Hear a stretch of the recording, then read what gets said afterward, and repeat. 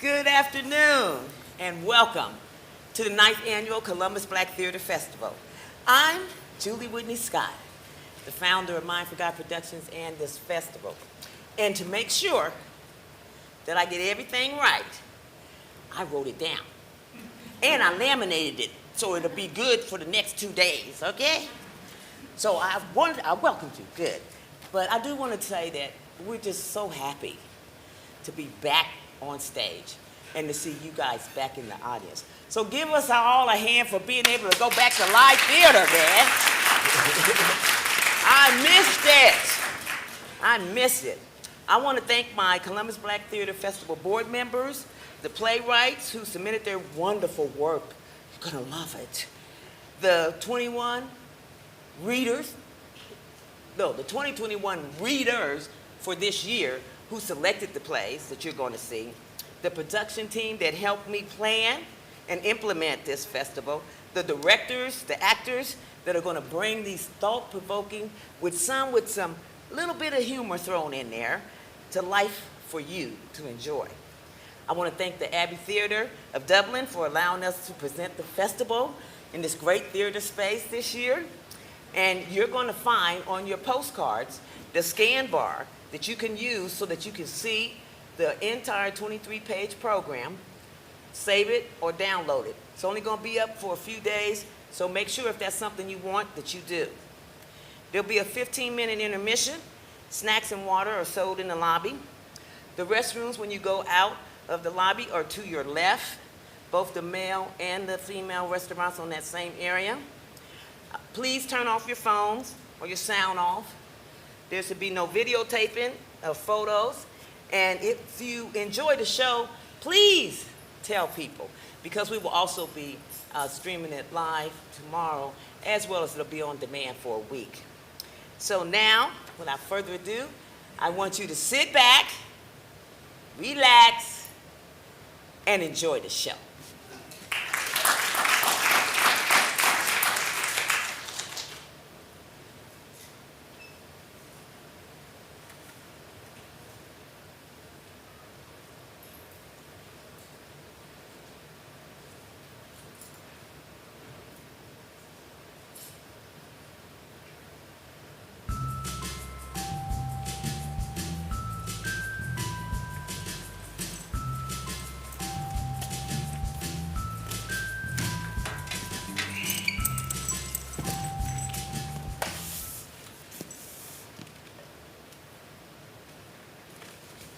What do you want?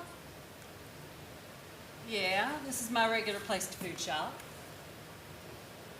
Oh, you're doing a survey for college? I don't know if I have time to answer any questions. I just ran in here to grab a few things for supper. What's it all about? Oh, good Lord, race in America. Yeah, I've got an opinion, doesn't everybody? And you want to hear what I really think.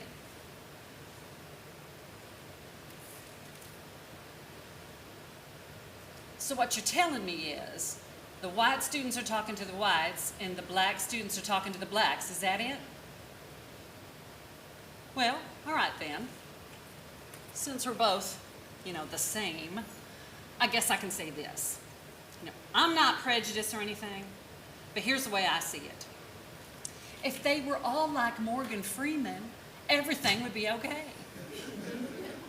Yes, Morgan Freeman, the actor. Morgan Freeman could come hang out with me anytime.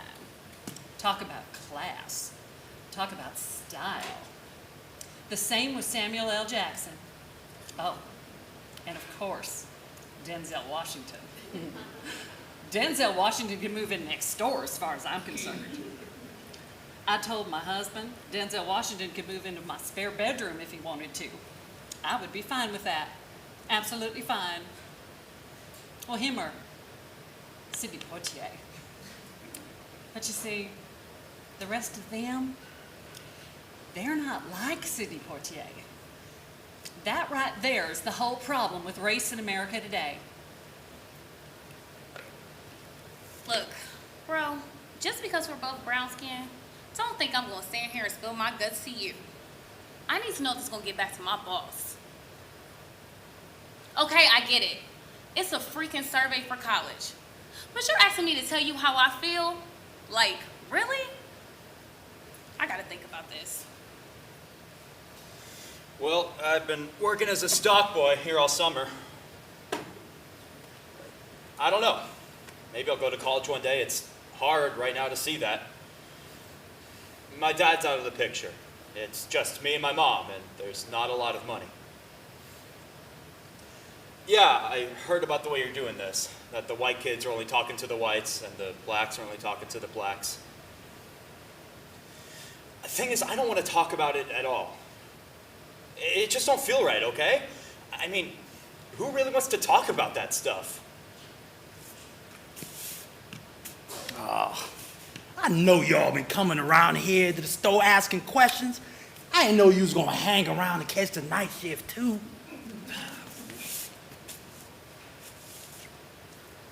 Oh, research. Okay, I got it. Well, the way I see it is, even when we did have a black man in Washington, he was a top-notch intelligence guy too. Nobody gonna argue that. But even with him in the Oval Office, it got worse. I mean, it was all this nitpicking with everything he did. Shit that man had to take, woo, they ought to be ashamed. Oh, hell no, nobody in this country ever talked about a president of the United States the way they did Barack Obama. I mean, if it wasn't his name, it was where he was from, where he went to church. I swear they found fault with what that man ate for breakfast. But I think it got under Whitey's skin, though, you know. Some of them would just not accept a black man in the White House.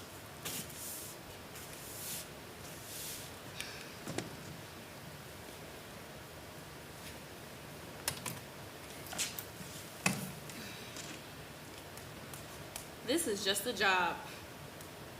I don't plan on doing this forever.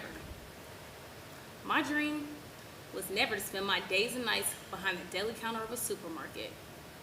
But here I am.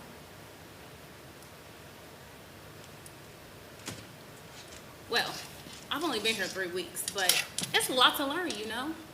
All the different meats and salads and 18 kinds of olives and 69 kinds of cheese. I mean, who eats all this stuff? I don't. And we have to keep the cases clean and restock all the time. And then the women who come in here drive me nuts. Yeah, mostly they're white. They show up and expect me to drop everything and wait on them. Like, what? They're trying to catch a plane or something? I mean, I get that they're customers, but the boss is on me if I don't do all the other shit that I'm supposed to do. And then they give me the look. You know what I mean, bro. Of course they don't say anything. They're too ladylike to say it. But it's that look. That jump to it, you lazy black bitch. I haven't got all day. But let me tell you about Maddie Washington. Maddie Washington is the sweetest, nicest woman I ever met in my life. Hardworking, kind, gentle, clean, and I mean immaculate. And loving. Oh my word. Those months she spent taking care of my mother, that was a gift. Her manner. She was so caring. Even when Mom was being difficult or stubborn, as only my mother could be. I swear to God, the woman's a saint. Her skin may be black, but Maddie Washington is lily white inside. Lily white, and that's the truth. Well, sure, some of my buddies are black. They don't mean nothing. We all hang out together, know what I mean? But people in my family, well, like my Uncle Jack, for instance.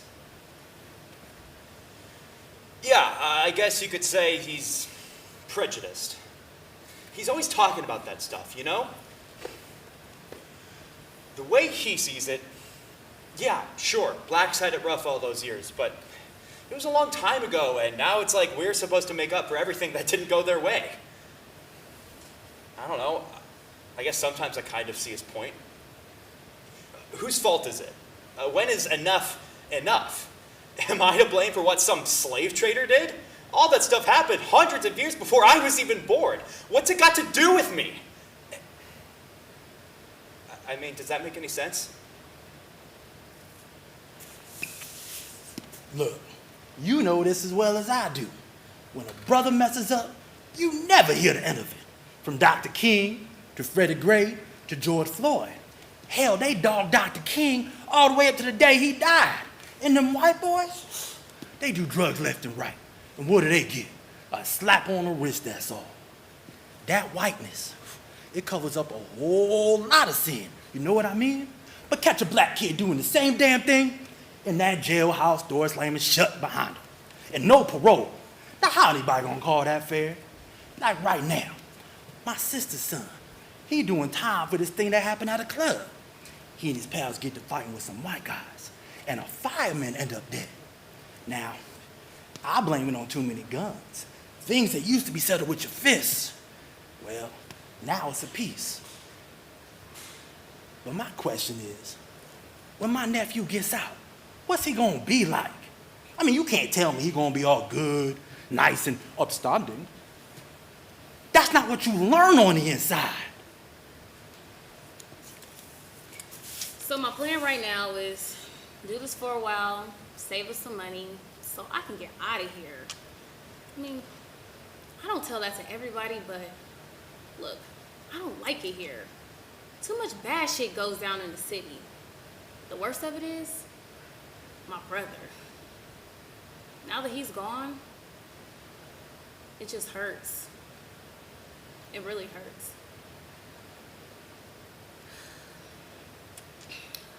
My gram says it'll be the same anywhere I go. She says any town, any city in this great red, white, and blue country will be the exact same thing. You know, cops all over you like flies on shit.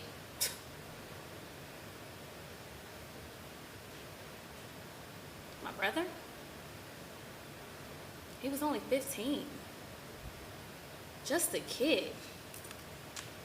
Of course, he didn't look like a kid. He was big for his age, 6 feet tall. And is that a crime?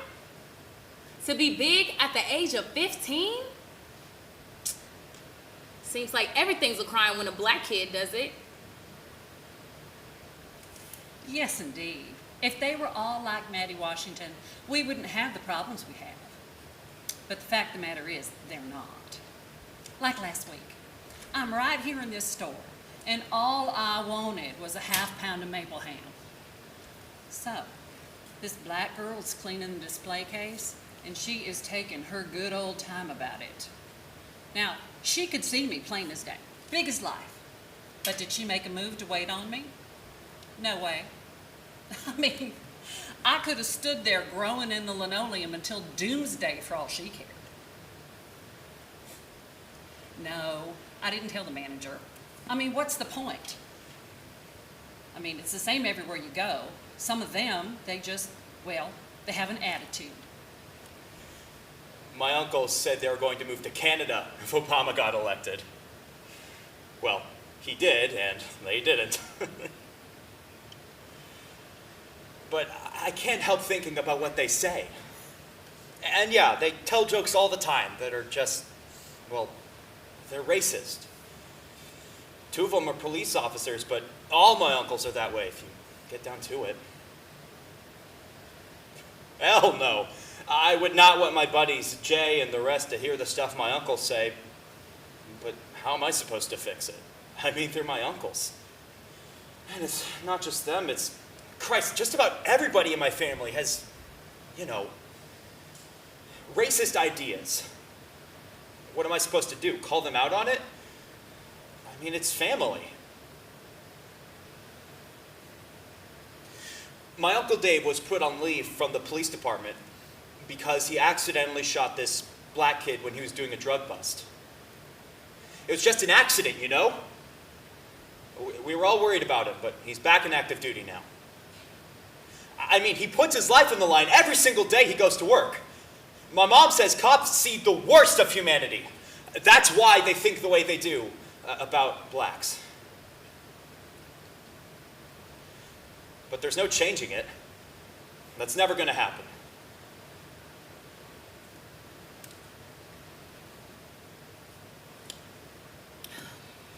My Aunt Maddie is always pointing out to me how things have changed since she was my age.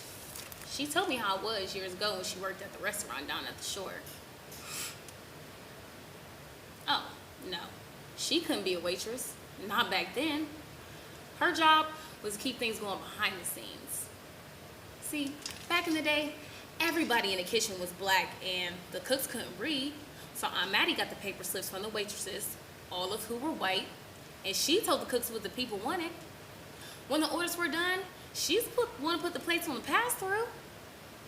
My Aunt Maddie says she absolutely knew she was just as smart as those white girls out front, smarter even. But in the afternoon, before the dinner rush, could she get out of that hot kitchen and go sit and laugh and talk at the table like they were doing? No way. No damn possible way. Not back then. They'd can her for sure if she pokes her black nose out of that kitchen. Oh, yeah, I know. It's better now.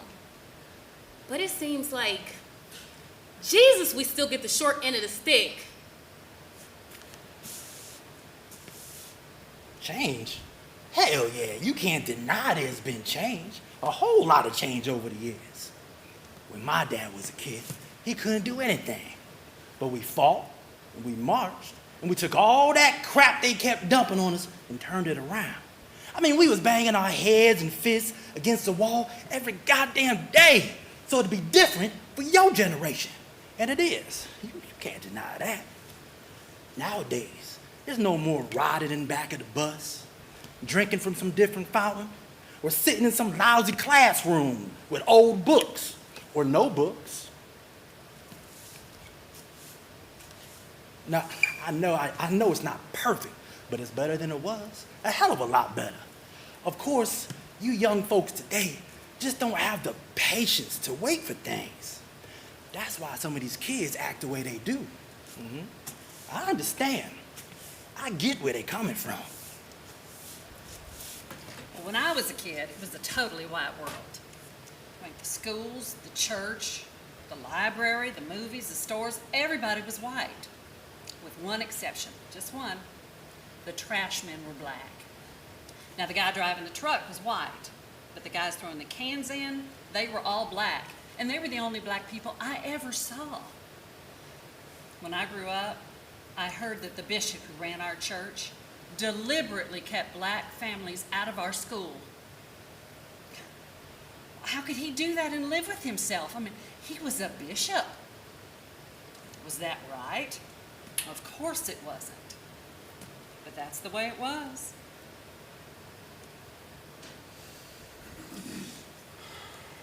A lot of the stuff on race with my family goes back to what happened to my cousin a couple years ago. Owen was a great guy. He was 6 years older than me, and he was a firefighter. He was trained to run into burning buildings and shit with all the heavy stuff those guys have to wear. I don't think I could do that.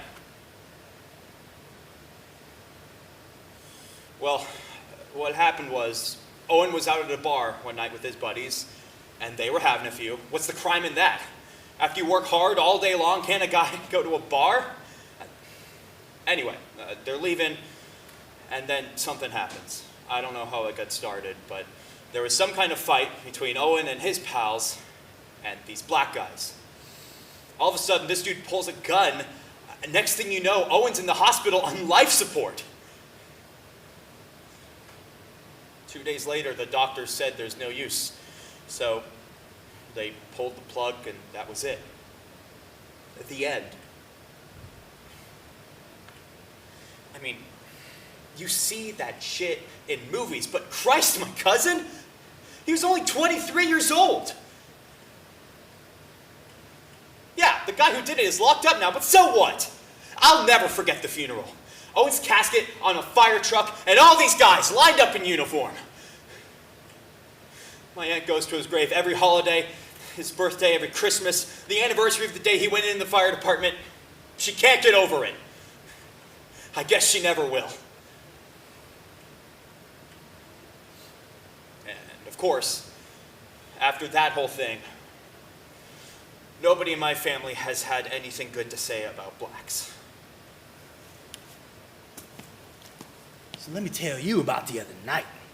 I'm leaving the store to go home, headed to the parking lot to grab my car, when this white woman come along in her car. She pull up and stop for the light. Then what she do? I give you 3 guesses, and the first 2 don't count. Exactly right. Damn if she didn't roll up her window. Now you tell me, what make her do that?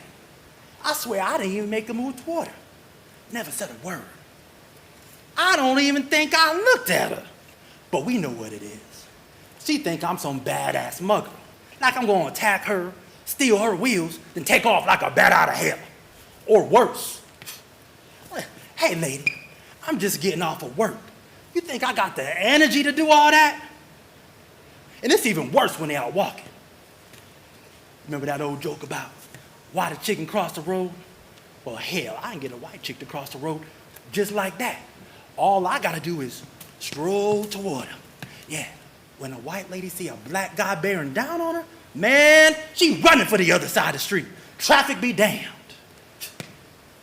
Where in the hell do they see when they look at me? Of course, if I ever move, I miss my gram, but she's about the only one. I mean, since my brother died, it's like there's nothing left, you know? His name was Todd. He was a sweet kid. I mean, you just knew he was gonna turn out to be something special if he had the chance. He was out in front of the house washing the car. He loved cars, Todd did. And he was taking care of this guy's car. It was like a little business for him, you know? And down the street, some fucked up drug shit is happening. And the cops come, and the next thing you know, Todd's lying there, still holding the hose with the water pouring out of it. But his t-shirt's all bloody.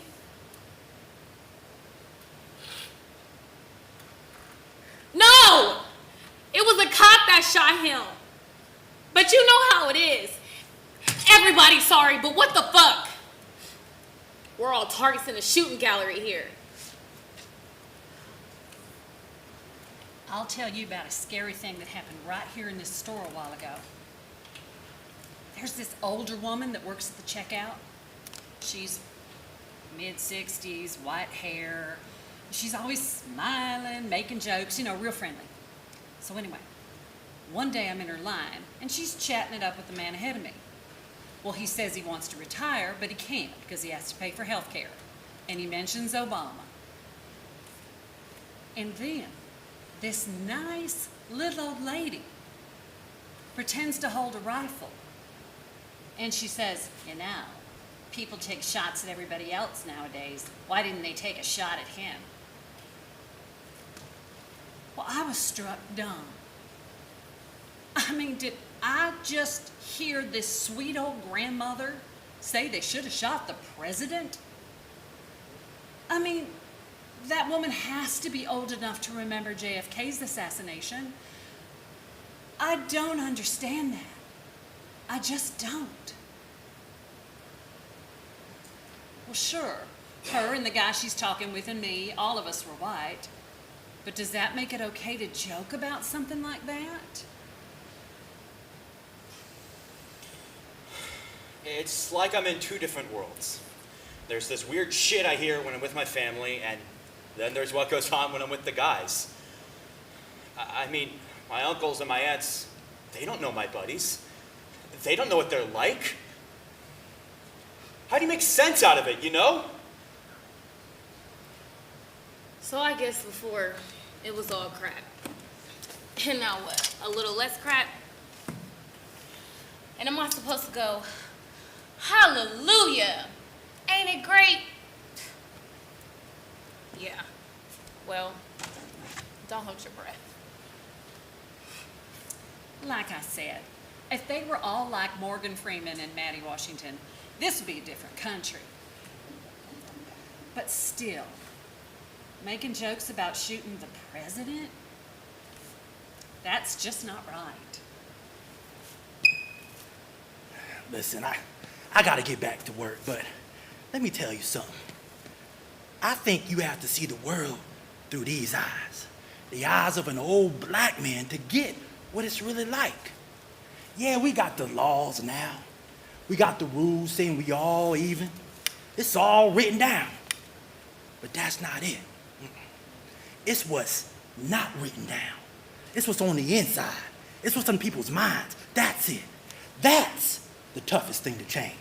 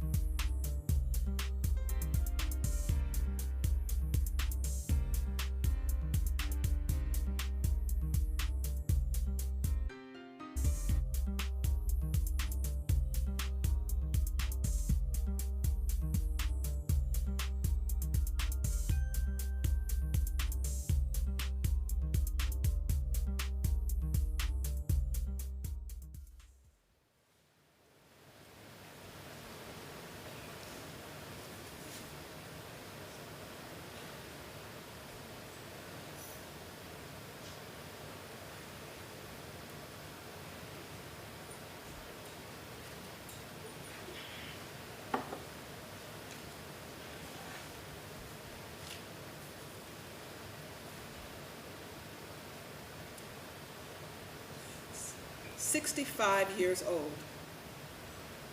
That's me. Born March 5th, 1956, in Cleveland, Ohio.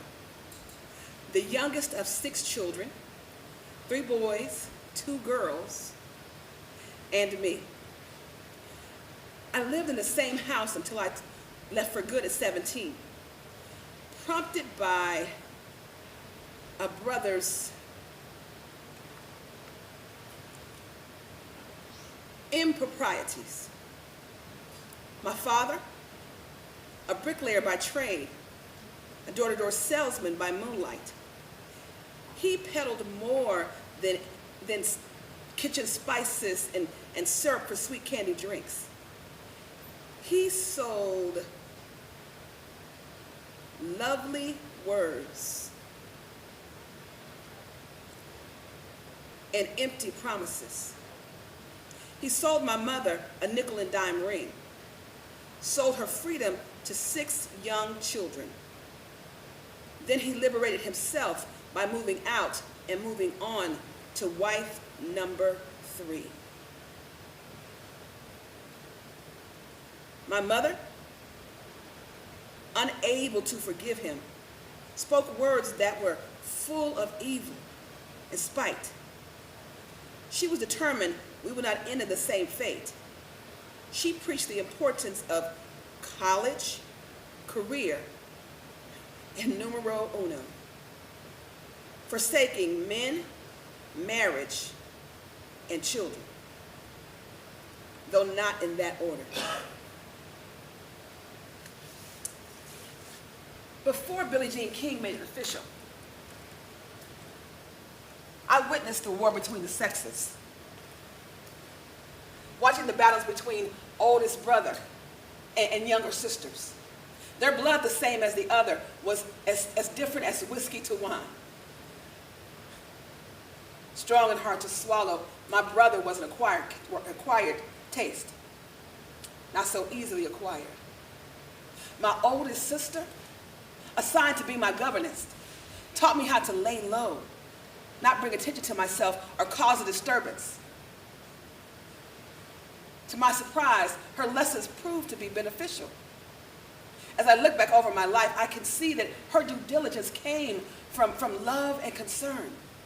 Given all the madness surrounding us, that being the 60s, she knew better than I, as a black woman, that laying low was sometimes the best choice to make. In contrast to my brother, who encouraged me to always fight back. I took to heart the lessons both taught me, learning most importantly when to choose one over the other. Living through the 60s was my introduction to the complexities of life. Consider, busings being talked about. Bill Cosby is the first black face I see on TV, followed by Diane Carroll.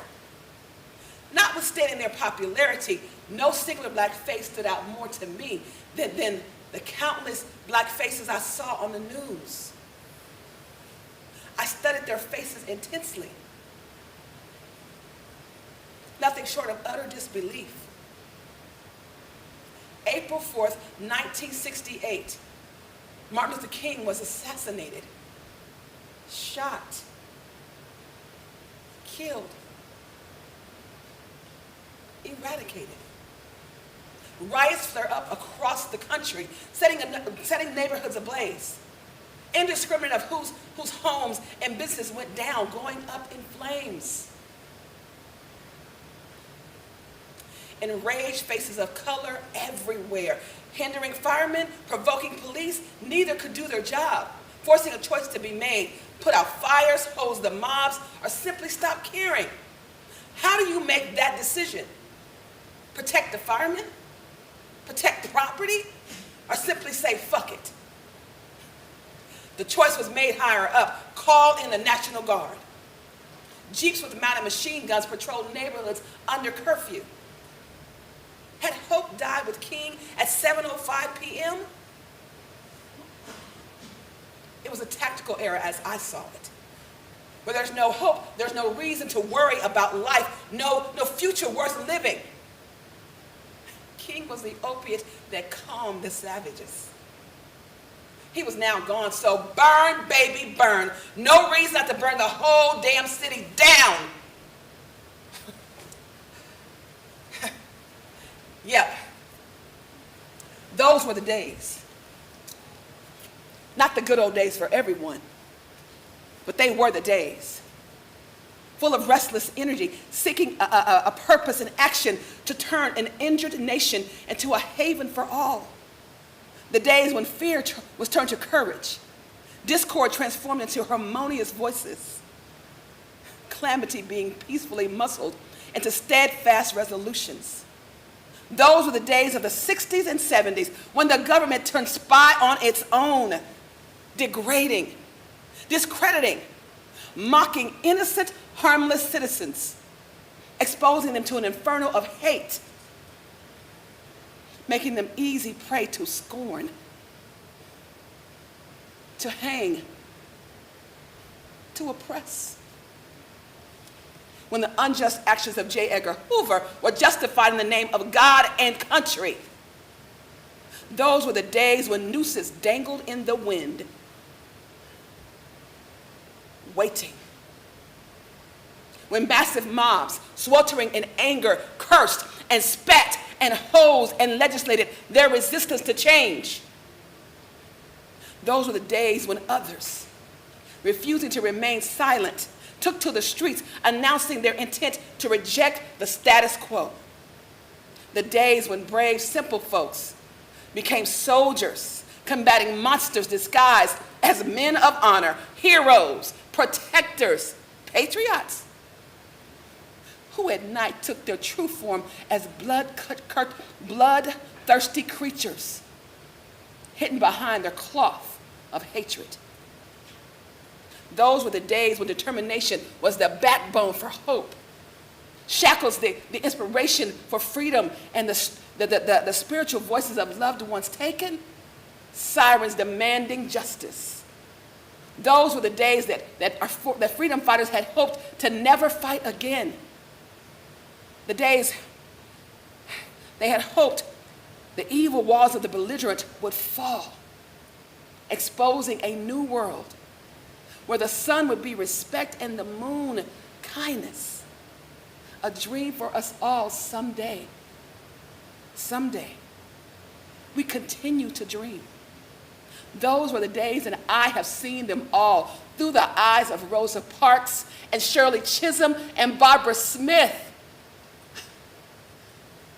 The passing of time has worn its mark on me, leaving a false impression of weariness and remorse.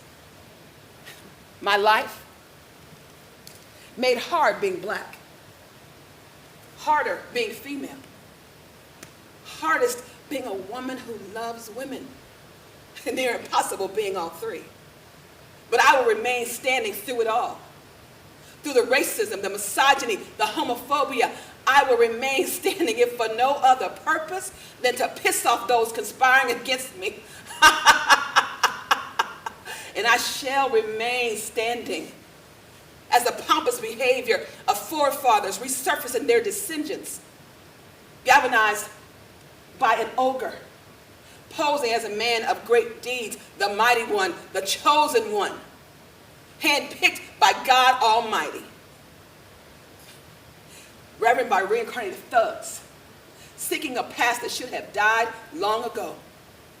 Bullies who no longer hide, but march in the streets, armed and prepared to eliminate me. Perhaps you. Perhaps all of us. In the face of mounting terror, the me who has withstood hatred,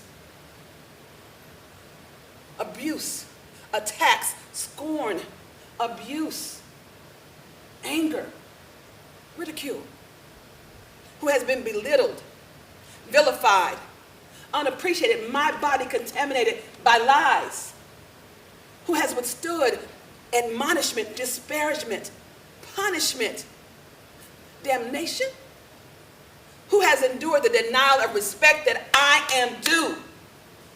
In the face of all this shit, I will endeavor to remain standing, 65, still breathing, and now counting steps, infinite steps, heard before the bullets bulldoze through the bones that keeps a man upright, causing the body to lurch to a sudden stop, the knees to buckle, the arms to drop, the head to flop forward, colliding with earth. The bullets are loud, but the screams,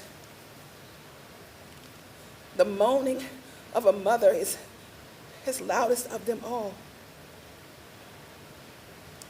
Tears free fall onto a casket, soon to be lowered into the ground. Witnessed by family and friends taking one step after the other by her side, trying to provide comfort and give her strength, knowing that his life is no longer proof of her labor. Her memories of him will never be enough.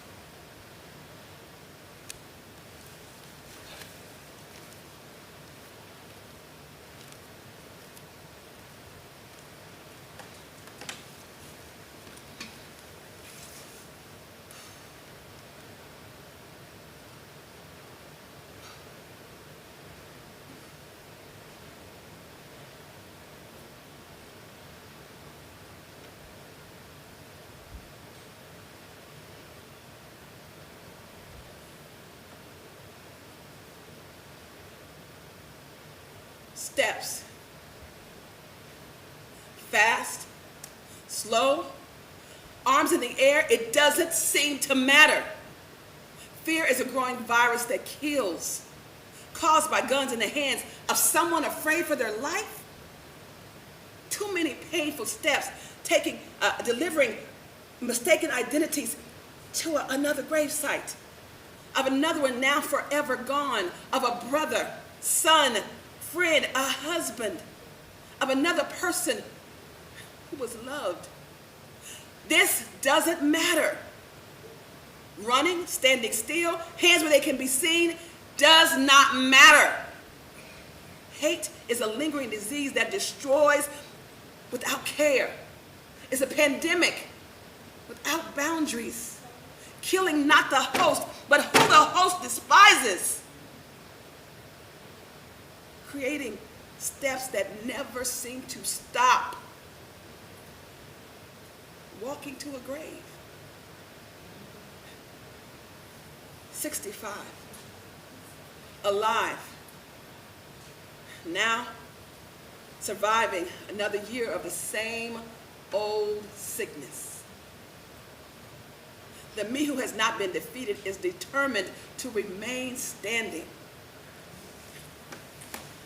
Unwavering by the defeat I know I will suffer. And you must ensure the same, as you are targeted for extinction. Determined to survive the affliction that aims to kill us all. You need to be 65 and still alive.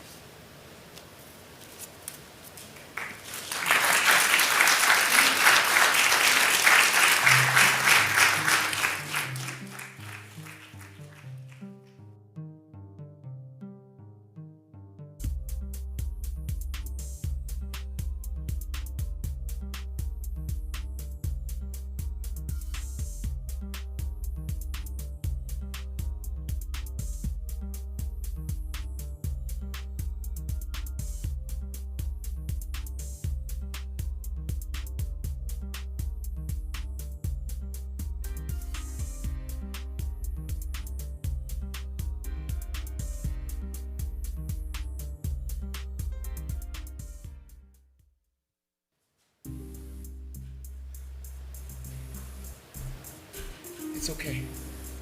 I won't let anything happen to you. I promise. You're so beautiful.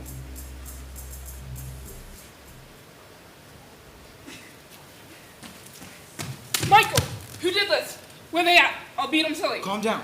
I put myself here. How? Why? Oh wait, don't tell me. It's because you're a mental case.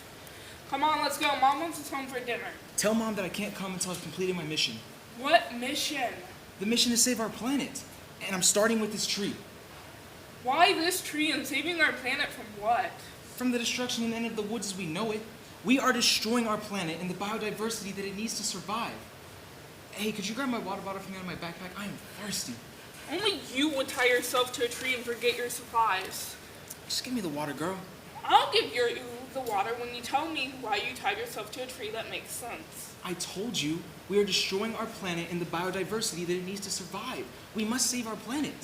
I don't know what you mean. We got diversity everywhere. Why, just the other day in class, there was a girl who had green hair at the top, brown at the bottom, and red at the tips. Now, if that's not diversity, I don't know what is. Hey, what's up, man? What are you doing tied to a tree? Did you tie him up, Mickey? Michael was playing the I'm gonna save the forest game, Tommy. Save the what? The forest, you know, plants, trees, birds, you know, the forest. Give me some of those chips. And the magic word is? Please. I don't understand. Why are you trying to save the forest? He's trying to save the world. I may not be able to save the whole world, but I can save this tree. But what's the point, dude? The point is that sometimes you have to stand up for something. And I'm standing up against our destroying our planet by killing the trees. Hey, look, Mike. This already makes you seem like a geek. That you are. But this makes me look bad hanging out with you. You? How do you think I feel? He's my baby brother. I live with him. But I'm like willfully hanging out with this dude. Stop deforestation now! Say it with me, guys. Stop deforestation now! Stop deforestation now! Hey, why you not chanting with me?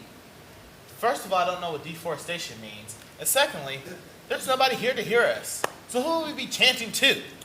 Well, I think it has something to do with trees and forest. I heard a D in a forest and a station was thrown in there somewhere. Shut up, Mickey. Just go on home. I don't have to go home, and you can't make me tied to that deforestation, which we normal people call trees. Oh, so that's what that means. Stop tree. It means tree. So you're saying deforestation because it sounds more sophisticated. It does not mean tree. So why are you tied to a tree then? Well, he's big, but he's not big enough to tie himself to an entire forest, is he? Go home, Mickey. Stop the trees! Stop the trees! Stop deforestation! Save our nation! That's it, Mickey. I'm gonna beat your butt. Stop the trees! Stop the trees! Stop deforestation! Dean that tree says stop the trees. Stop deforestation. Save our nation. So stop the trees. Stop the trees. Stop! Stop! Shut up! Help me get untied. You tied yourself up. Untie yourself. I need help. The knot is too tight. How long have you been tied up? And why did you tie yourself up anyways? Well, I saw this in this really old movie. This lady, she tied herself up to a tree, and it stopped them from cutting it down. How long have you been tied up? A couple hours? You don't find long for a cause, do you? It don't take that long to get the message out. I had to do something to help save the trees. Are they cutting down this tree? I don't know. Of course you don't know. This is just another one of your say something and need schemes. You don't know. So you just tied yourself to a random tree in the park? Even you could do better than that, Michael. Come on! You have to start somewhere. I figured they would try to cut it down sooner or later. Might as well let them know that someone cares before they do. Come on, Tommy. I gotta go to the bathroom. You mean you didn't plan on taking a bathroom break? Boy, you are dumb. Could have just put on a pair of Gramps' adult diaper wear. He never goes to the bathroom. Nope. Just sits there, gets a big smile on his face. That's when he's pooping, you know. Mickey, when I get untied, I'm gonna tape your mouth shut. Hurry up, Tommy. I gotta go bad. I don't know. How the heck did you tie this knot? I can't get it loose. I need something sharp to cut it with. Maybe you could use something like this? Whoa, what are you doing with that? Honey, I'm a Girl Scout. I'm always prepared. Now step back and let me cut this boy loose. Hurry up, girl. What? You rushing me? Thought you needed my help, but since you don't... Mickey, please hurry up. I gotta go. Gotta go where, baby brother? I told you, girl, home. Hey, you might want to lower your voice. She's the one with the knife. Mickey, will you please untie me so I can go home and use the John, please? That's better, baby brother. Much better. Stop the trees! Stop the trees! Stop the trees! Save our nation!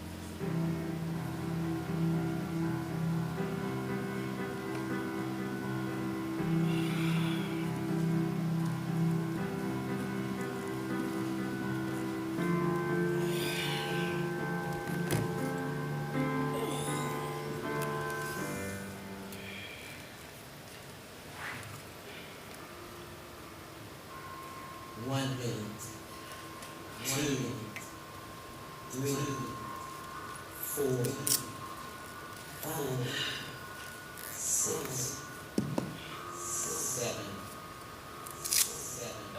8:41, 42, 43, 44, 45, 46, and counting. Just like that, my baby Malik's gone.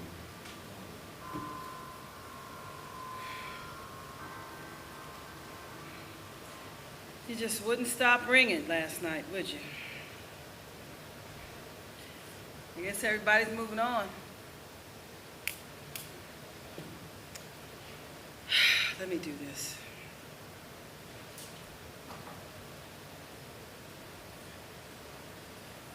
$8:46.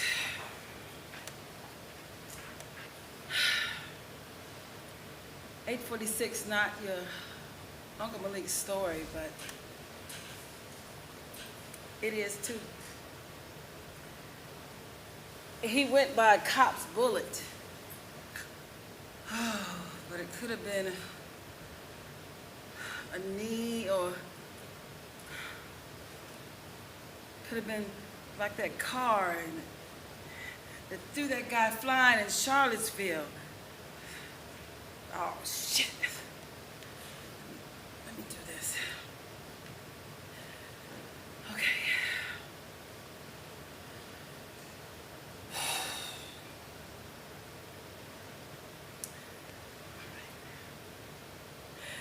Hey, Arden and Naomi. Mommy asked me to make this for you. She said I should wait, but I wanted to shoot it raw. Her name's your mommy Soraya when I was still messing with that dude. It means night travel. She said when you're old enough, she wants you to get to know your Uncle Malik. He wasn't going to be anybody's hashtag. There was no cell phone video, so we knew not to expect the media, and they didn't show. He didn't have any kids, or otherwise you could have got to know him through your cousins. I leaned on him so hard. No baby mama drama. Put a ring on it. Told me I'd get married when I'm good and ready, Mama. Real smart. Piss you off, and then turn around and be the sweetest. You shouldn't have left us!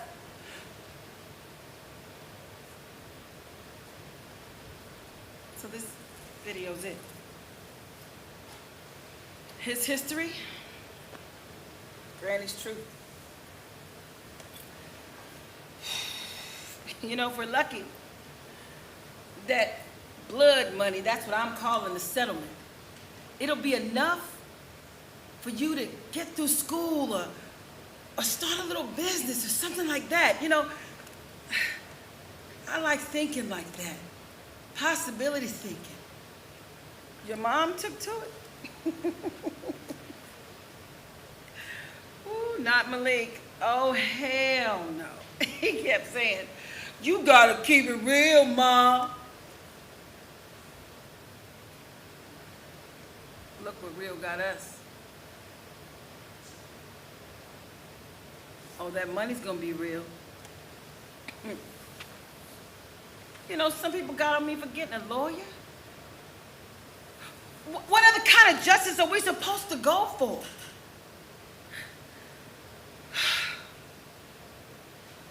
I said, he's gonna be living and breathing through you. And I don't even care, you know why? Because people, they look at his friends like Sam and Ahmad. They see gangbangers. I don't see gangbangers. I see his friends.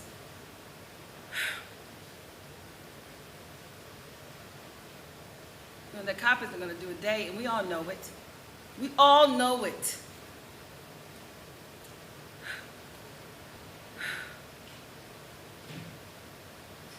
Sam, Ahmad, Antonio. Those is boys. You know what? Here's how it went down. Malik and them, they went to this party around the corner. They were 11. And then somebody's big brother shows up, and then bang, everybody in there is in the gang database, and once you get in that, you're not getting out. I tried. I mean, where the hell else were they supposed to go? You can't keep them inside all the time. You gotta watch your backs. See, that cop that killed Malik, he's out there walking the same streets as us. And I'm taking that settlement money, some of it, and I'm gonna get us a car so we can ride to the Walmart all the way on the other side of the county. Because I'm gonna make double sure that he never lays eyes on you.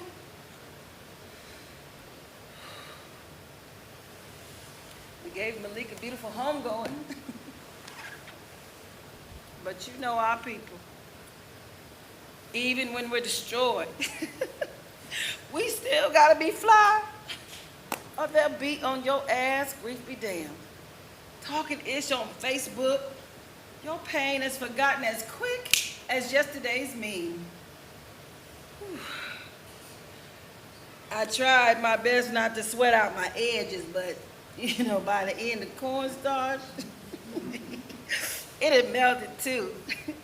But I was glad, because it hugged Malik's jerks so close to me. I lost it when his friend spoke for him. That's Sam. Sam did a little rap. Ooh, you gonna see it on the video. He can't rap for nothing. But he tried. Oh, this youth pastor drove all the way down from Long Beach, from Fresno to Long Beach. Now, let me tell you, that says a little something about someone. But our people couldn't let that goodness last. Oh no. See, every time it was a light moment, I thought I was gonna get a light moment, they would swoop down and just beat it out me. There was this one chick. Ooh, she caught me. Caught me just as I was about to do the electric slide.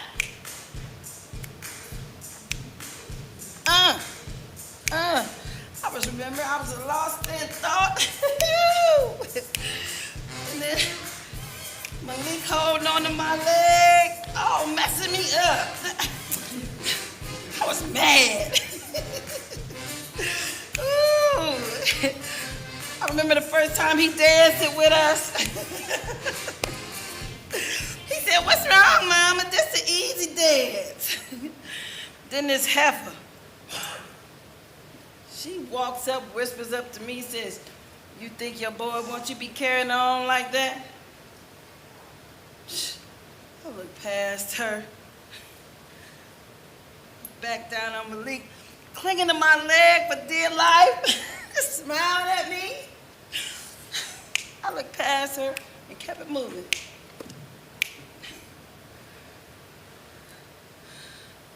But in my head, I was screaming. My heart is shattered. But I'm alive. There's a difference between being alive and not dead.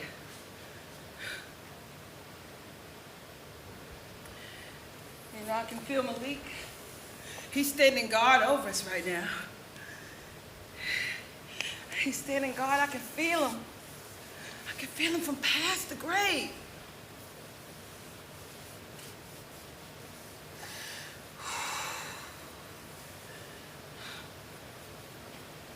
You know, Tiny from next door? Oh yeah, she saw the whole thing. She tried texting me. But Malik, it made me so mad. I put my phone in my locker just to spite him.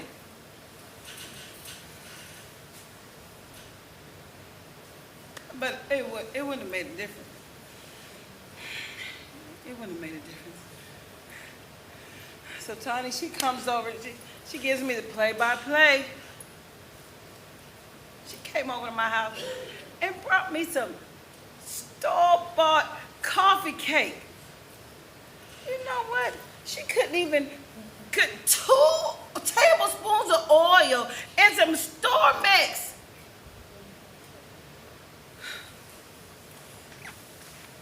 She saw the whole thing.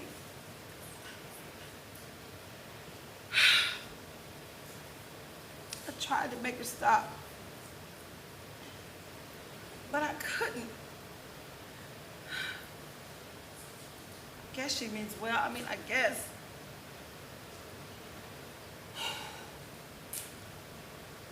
You know, they was complaining to me about your mom and her shirt. I didn't give a damn about that shirt. She painted your uncle's face on it.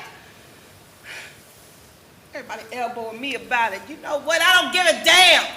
The only thing I care about is the fact that your Uncle Malik's blood is spilled out into the gutter and don't nobody give a damn.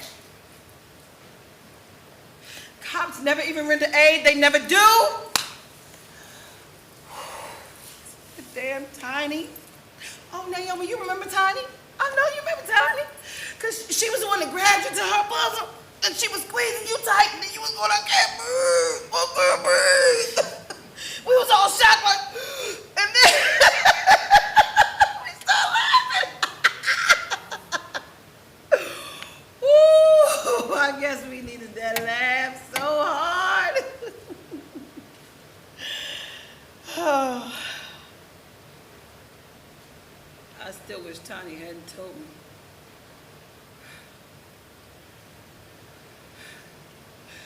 So many. I see so many dead son women walking around with the plastic containers with pictures of the dead kid on it, walking around raising burial money. I used to wonder what it'd be like if it was my turn. When Malik would stay out late screwing around, I'd practice like an Oscar speech.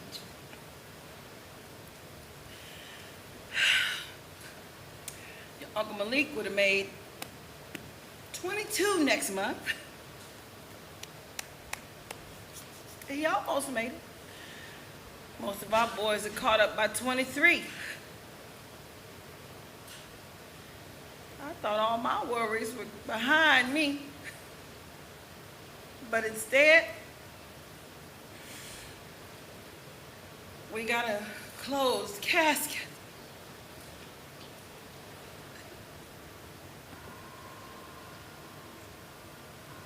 Eight 41, 42, 43, 44, 45, 46, 47, 48. Somewhere out there, it's another family's turn. I don't like politics. I never did. But Arden and Naomi, you gotta help some others some kind of way.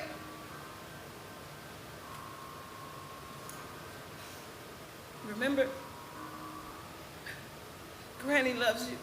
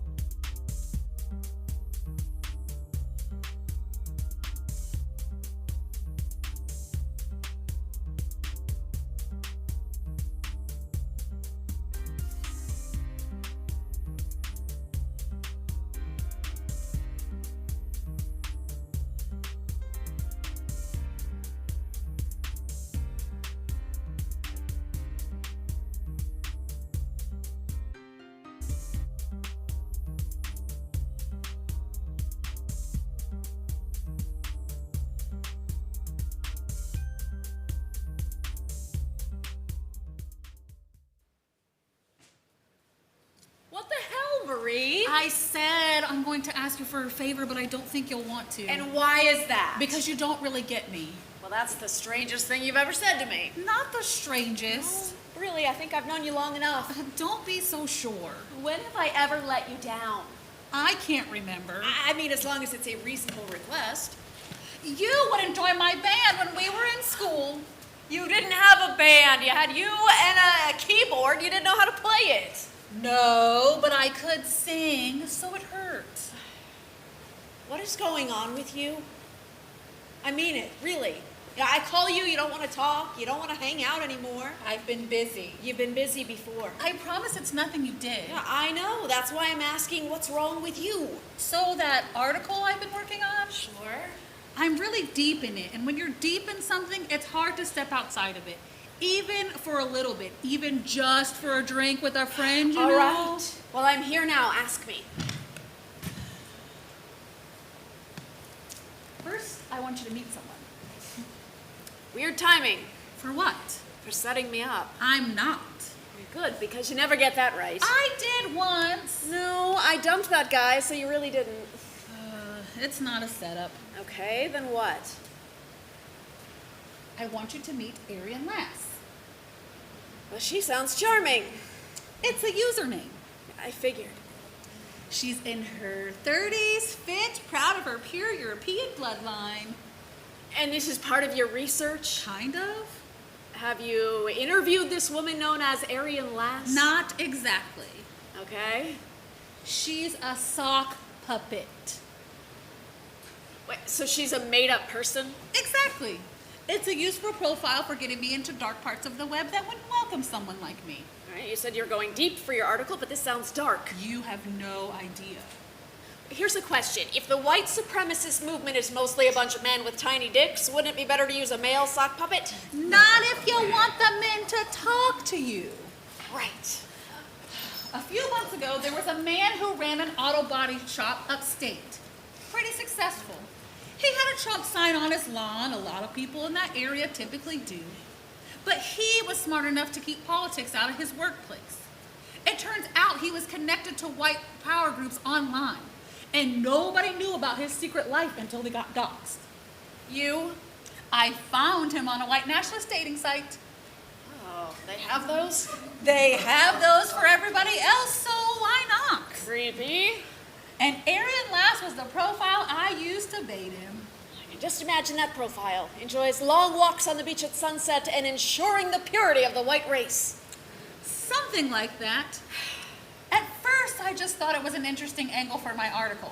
You know, what do neo-Nazis talk about when they talk about love? It started out really anonymous, and then he let out a personal detail. I was curious. I wondered if I could find out who he was in the real world. I did. I found his name. Then all I had to do was get it to some people I know. They put out his address, his workplace, and other personal details out there. So what happened to him? His business is tanking. He's a pariah in his own town. He moved once, but they tracked him down. And that was me. I put the scent on him. This was a lot more than just research. I can move the needle. But what is the point in doxing these people when we know who they are? We have them on video storming the Capitol. For every one of them, there are others hiding, and I won't let them. This is so not like you. It feels like me. No, I'm serious. Tell me, what is driving you? You wouldn't understand. Tell me.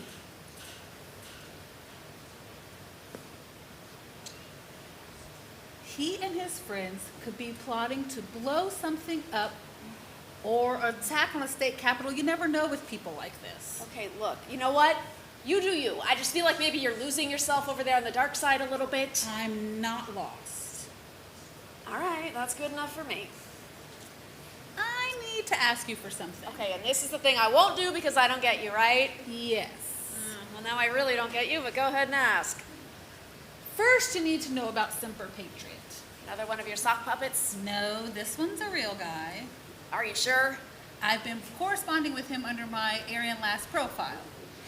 Okay, but what if he's not real either? What if, he's somebody like you just trying to root out white supremacists and you two are spending all your time coming up with the racist things to say to each other? I think he's real.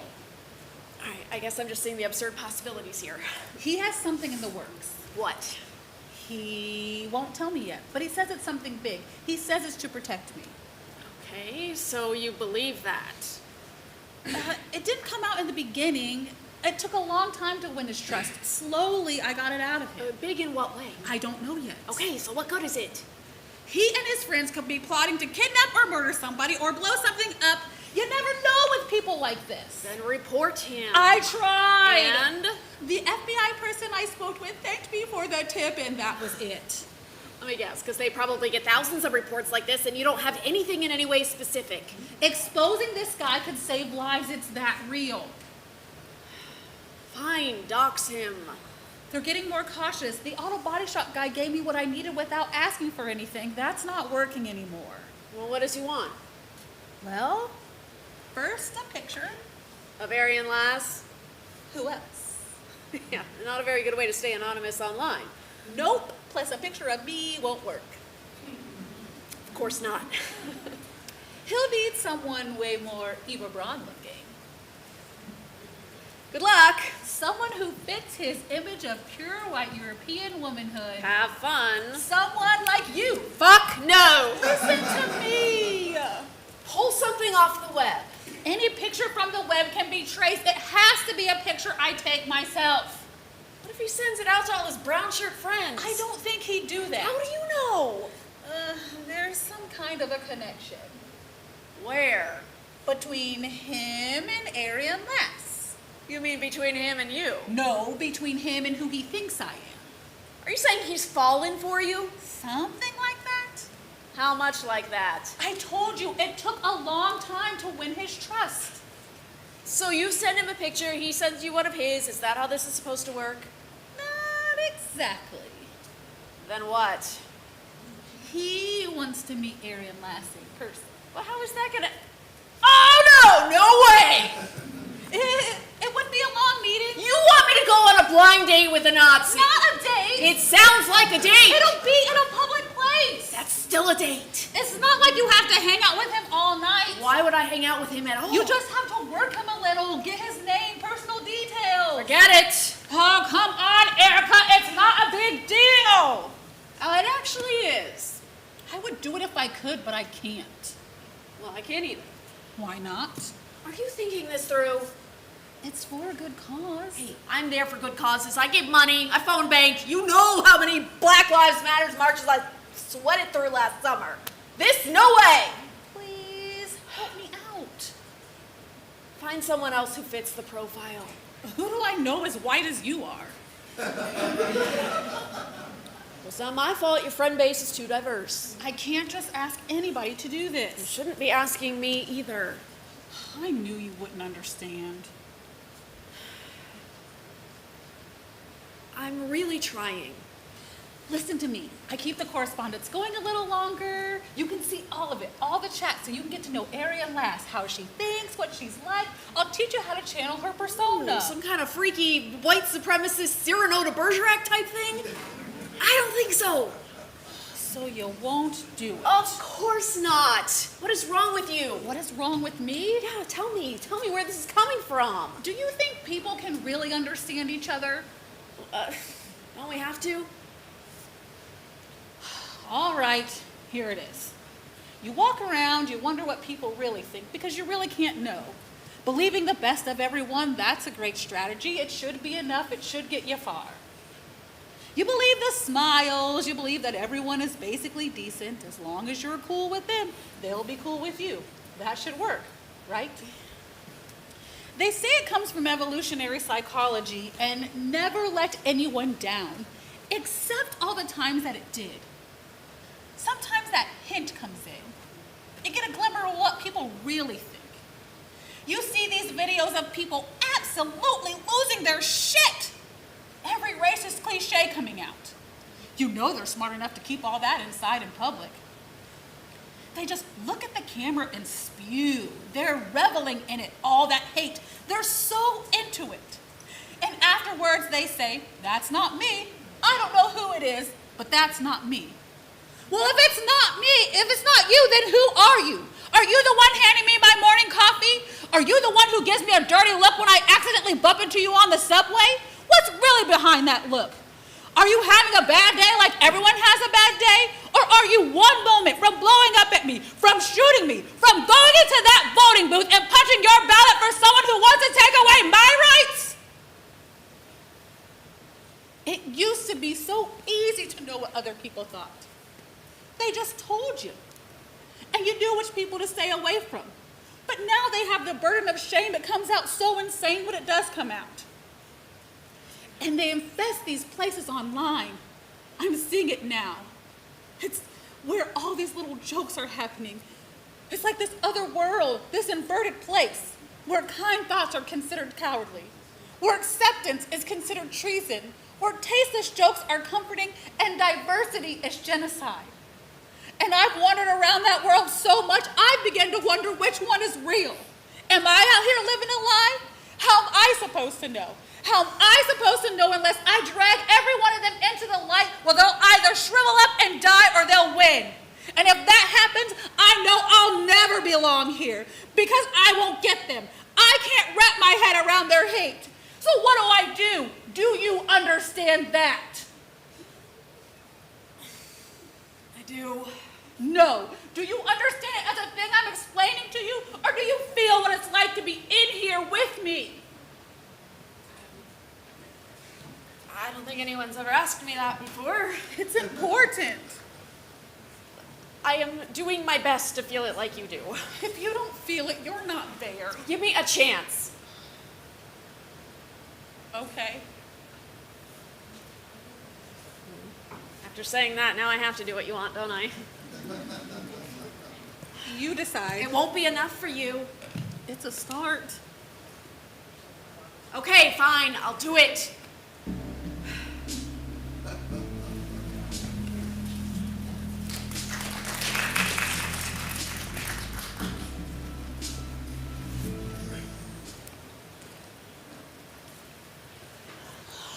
I got it wrong. That's obvious. Did you know he had a gun? Why wouldn't he? Did you know? He kept hinting at violence, so I imagined he was stocking up on weapons for whatever boogaloo civil war he was But did expecting. you know?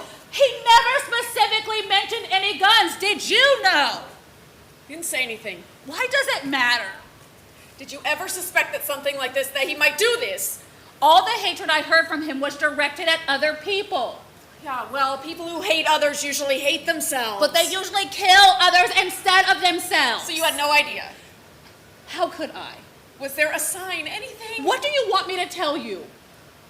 I'm not sure. You think this is my fault? Well, are we really going to pretend that what we did had no effect on him? I didn't put suicidal thoughts in his head. It's not that. Then what is it? He wasn't worth it.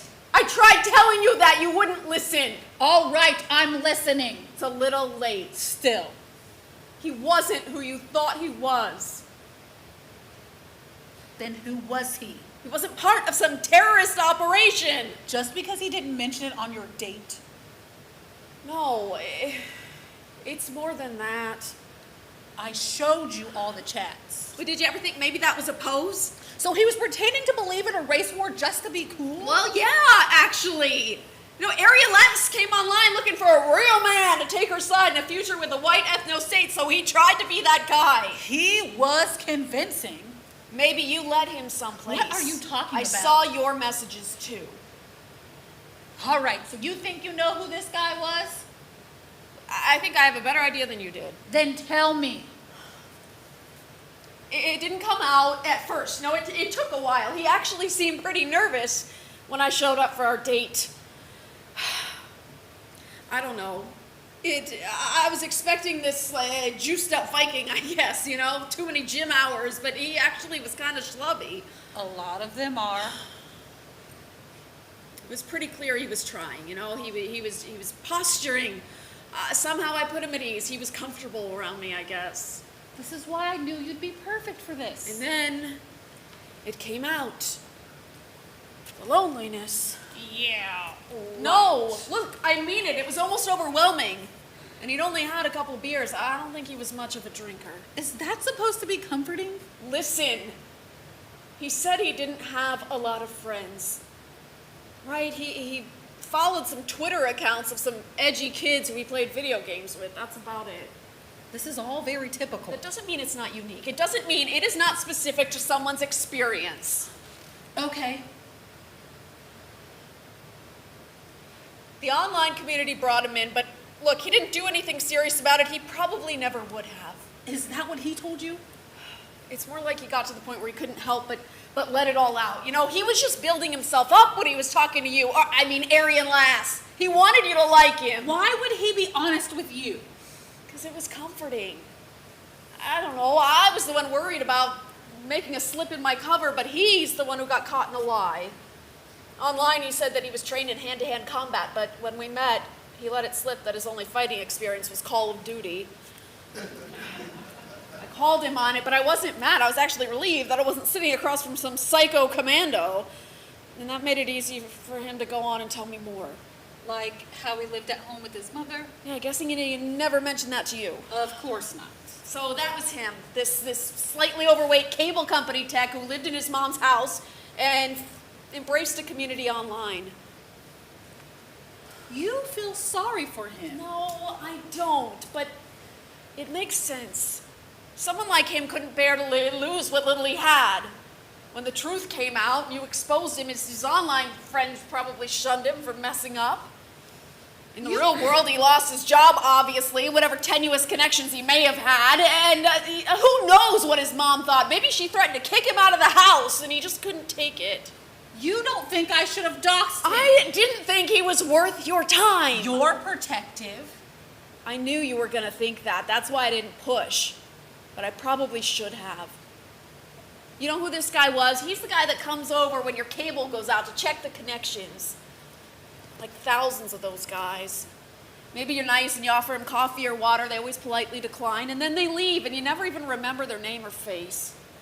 Except I don't know if any of those guys are neo-Nazis. This one was. I don't know that that's true. Then who was he? Sure, maybe he kept to himself in the real world, but what he spread through his online persona was harmful and destructive. He kept putting that out there, making everything uglier, and he thought he could hide from it, and I forced him to own it. You should hear what the others are saying. The ones he befriended online, they're calling him a pussy and all sorts of nasty things I won't repeat because they see their weakness in him. They're afraid, but you felt sorry for him. I said I didn't. If it was up to you, we would have walked away all because you felt bad for some pathetic little shit incel, or is it more than that? What do you mean? You're good at empathy, but this one time, you're giving it to someone who doesn't deserve it. You're seeing him as human, and I don't understand why. You really don't? I can't afford to. Oh, and I can. Yes. What does that mean? What do you think? What do you want from me? Probably nothing. I want to give you honesty. Don't bother. No, really. Look, it's all about what's in your heart, right? That's the judge of a person. What's in your heart? You know my heart. You know who I am, who I keep close to me, who I love. You can go through my online history and find nothing. But you want some sins of the heart? Okay, here they are. It was white where I grew up, really white. Hey, and my friends and I, we used to make fun of the kids that didn't fit in. Usually it was just jokes that we shared with each other, but sometimes it was worse. We'd walk past the table where the Vietnamese kids sat, and we'd ask them if they were eating dog for lunch. And we just moved on, went about our day, forgot all about it, you know? It was just who we were and how we were. We weren't the mean girls. No, we were just typical, you know? But that's not an excuse. Typical back then was typically ugly. My friend told me about this guy who liked me. He tried to talk to me sometimes. He was just kind of boring, no personality. But I didn't tell my friend that. Nope. I told my friend that I would never date a black guy. It's not really how I felt. I didn't really care, but I guess I thought I was supposed to care, so I said it. My friends back then seemed pretty shitty. Everybody seemed shitty. I was shitty. I don't know, I grew up. I went to college, I met new people, and I knew without anyone having to tell me that we didn't make certain kind of jokes anymore, I prefer to just reset to that person, the better person. But how do I make up for all that carelessness? What do I do? How do I make up for the past and what I've already done?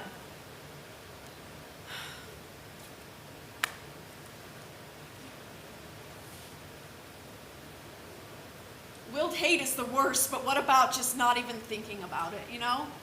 Not even thinking about what you said and how it affects the people you said it to. Just going about your day not thinking about how they might have your stupid, fucked up, bigoted comments stuck in their head for the rest of the day. They may have it haunting them while they sit there at dinner with their family at night, and it's just mixing with all the other things that are constantly telling them that they are not like us. Fuck! I am sorry, you beautiful Vietnamese kids, because in my mind you truly are beautiful. And you black boy with your lovely eyes. Your shyness and quiet demeanor are things that I would really go for now. You didn't deserve to have me in your school. And I idolize you because you had to put up with so much more shit than I ever had to. I know it, which is way more condescending than it is noble, so I don't like admitting it. But hey, what do? I helped you out with this.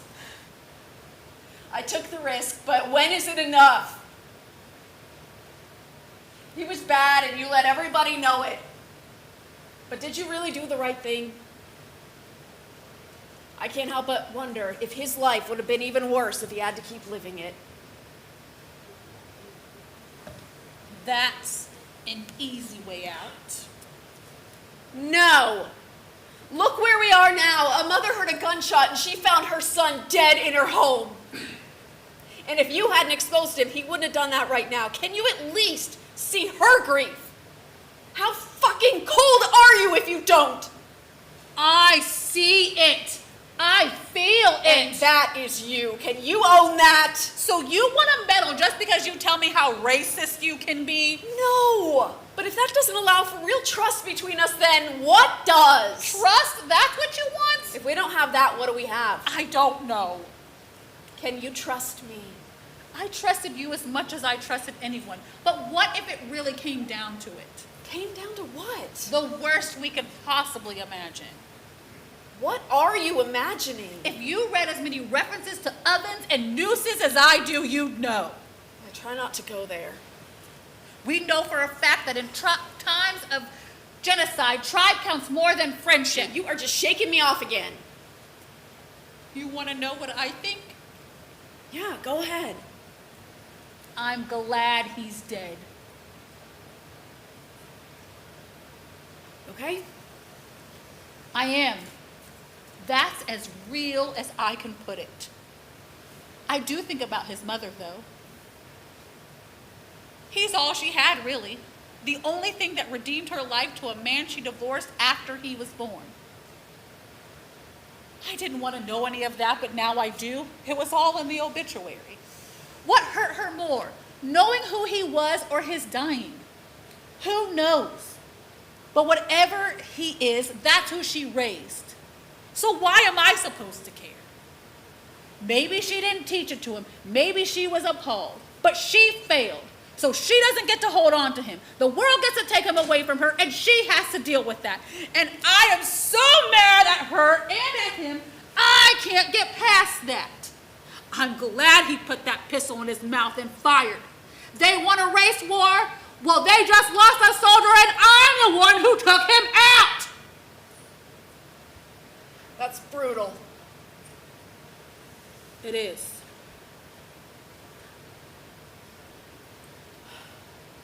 And I don't disagree. That's the thing. You know, he was a stain, and I'm not sorry that he's removed, but that's just making it easy on me. You know, if I could know there's evil like that out there, it makes my own sins seem minor, and, well, it shouldn't be easy for me. It should be hard. It should be really hard. I know how hard it is on you. I can't feel it, but I know it. It's so shameful sometimes I can't even look you in the eye. I have no choice. I have to look you in the eye always.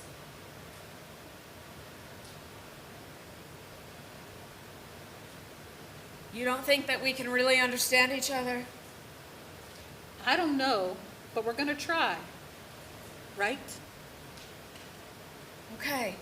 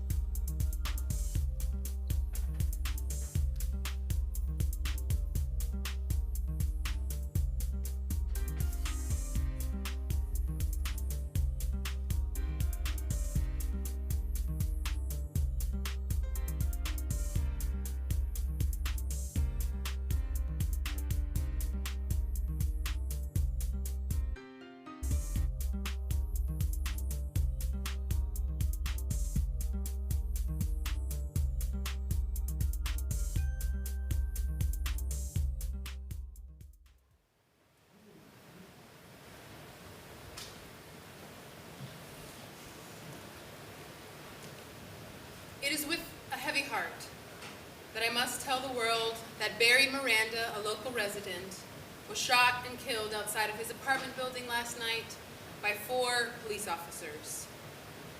They claim to have seen him reaching for a concealed weapon. It turned out to be only his keys. Barry was not from here. His mother is from Kenya, and his father, the Dominican Republic. His body has been flown back to be identified and properly buried. At the request of the family, I must ask to please keep peaceful and calm in this time of mourning. Thank you for your time.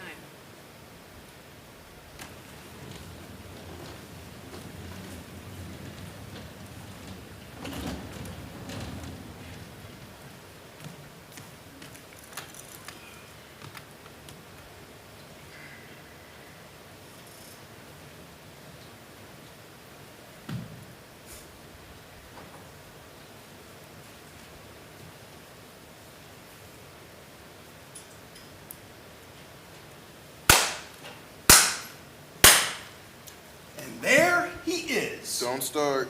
The idiot. Not in the mood. Do you know who I just got off the phone with? Don't care. You should. I don't. It was the president of the record label. Remember them? The people who put out your songs and pay you? I don't need them. Bull. They're the only reason you have a closet specifically for shoes. They can keep the shoes, man. I quit. Don't be... Look at me. Don't be stupid. They don't need you, kid. They can find any 2-piece SoundCloud rapper off the subway in a second and make him blow up. You need them, not the other way around. Never forget that. Cool. So that's how it is now. You're gonna be shady with me after all I've done? I wouldn't if you didn't get on me for doing the right thing. The right thing? You're not a politician. You don't have to be a politician to stand for something. I can't be scared. You did it on live national television, Elfie. That kind of thing can't be taken back. It's done. In the history books. Good. I hope everyone in the world heard it. I thought I made it very clear when we first started working together, did I not? I explicitly told you that you are the people's rapper. People, meaning everyone. You have no idea what you've done. Have you checked your socials? My what? Your socials. Your Instagram, your Twitter. No. Maybe you should. You're losing followers by the minute. It's not like I know those people. But they know you. They listen to your music every day, stream every song you've ever written. Then you pull a stunt like this one? You're not Dr. King, kid! Look, I'm sorry to break it to you like this, but you're not. Do you know how many of your fans are middle-class white kids? That's all that matters to you, isn't it? Timmy from New Hampshire, that's 100. 41 shots. Lucy from Boulder, there's another. 8 seconds.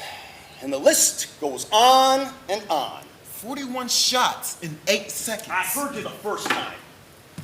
41 shots in 8 seconds. I'm not excusing it. You're ignoring it. That's even worse. It was wrong.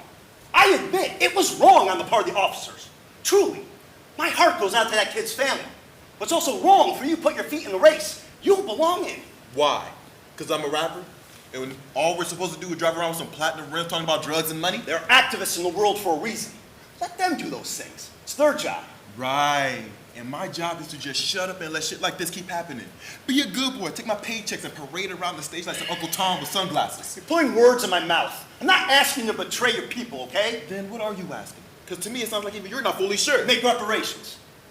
Great word choice. Say you're sorry. We can book you on all the morning shows. A mini apology tour. You're losing money. That's the problem.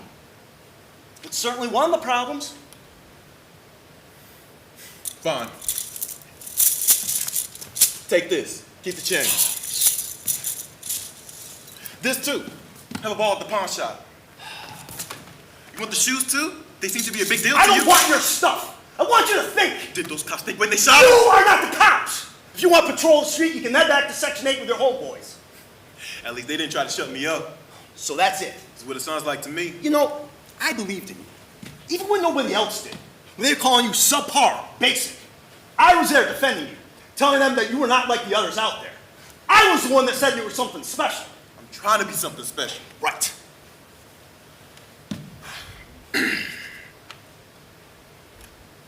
Did you have a father growing up, Jesse?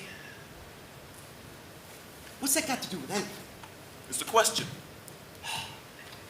Let me guess. You did it. I did. A damn good one, too. Great. I asked you. Yeah, sure. Yeah, I had a dad. Did he love you? Sure. Did he? Why wouldn't he? If someone killed you, Don't do this. will you just stay quiet and move on? You had one job. Is that what you want? All you had to do was go out and do your song. Or what if you had a son? A daughter? I got people down my back now. If they got killed in cold blood, would you just stand by, keep the business The as usual? fighting isn't helping. Would you care more about your bank account? Dollar bills? No! Okay, I wouldn't just stand by. But that kid who got stabbed ain't no relation to you. There's no connection. There is. There's a big connection. How? We had the same skin. And I don't know if that means anything to you, but it sure means a whole hell of a lot to me. Then there's people like you. People who don't even say his name. I know his name. Then why won't you say it? He's gone, Alfie. Take your stance. But know that no matter what you've done, there's no bringing the boy back. No reversing time. No justice, no peace. It's over. Yeah, until it's not. There's gonna be another. So, you don't have any effect on it. And another. You can't change the world. And another. There's many other ways to go about it. We could do, Way of the World type thing. I thought I was done. Now, if you do some damage control, clean the slate a little. I got it. Maybe we can, I don't know, snap a picture with you and Al Sharpton or something. No. Even better. Obama. Not Barack. That's too obvious. Michelle. Yeah. You and Michelle Obama on Instagram Live taking donations for the ACLU. Genius. People love Michelle Obama. She's America's mother. Like Oprah 2.0. You're a joke. I don't know why it took me so long to see it, but you're a whole goof. Because I want to help you? Because you don't care about humans' life. You still haven't said his name. Barry! His name was Barry. Damn it. How did I feel? Go. Leave. Is this your way of firing me? No. It's my way of saying I need a moment to myself. So please, go. We gotta make moves to make progress, Jesse. Whatever you say. Yo, What? I'm just a black kid, the whack kid, the crack kid born from the back kid. The voice of a nation, no need for hesitation. I make it all work with my verbal presentation. Will never let a man or a woman try to stand if they can't understand what it's like to be in my shoes. In the streets, they subdue us when they use us, abuse us. First in the race, but they never choose us. They'd rather shoot us. See us bleed. Breaking news, bullet holes with the world's newest theme. At least that's how it seems. Kill my brother? Did you know he also had dreams that he also believed things can be redeemed? But I guess it's one of those things that we just gotta wait and see. Do you remember that? Yeah. What was it?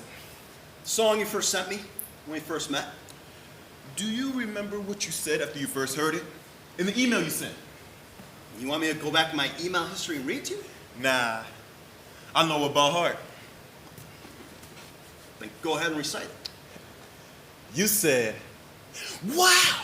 This song is so moving, so real, so raw. I can't believe this much power is packed into someone so young. I loved it, and I love you. See, you were exactly the kind of artist I've been looking for. We need more people telling stories like yours. We need more people who look like you and come from where you come from. We need more people who can change the world. I think you're one of those people. I said all that. Word for word. That must have meant it.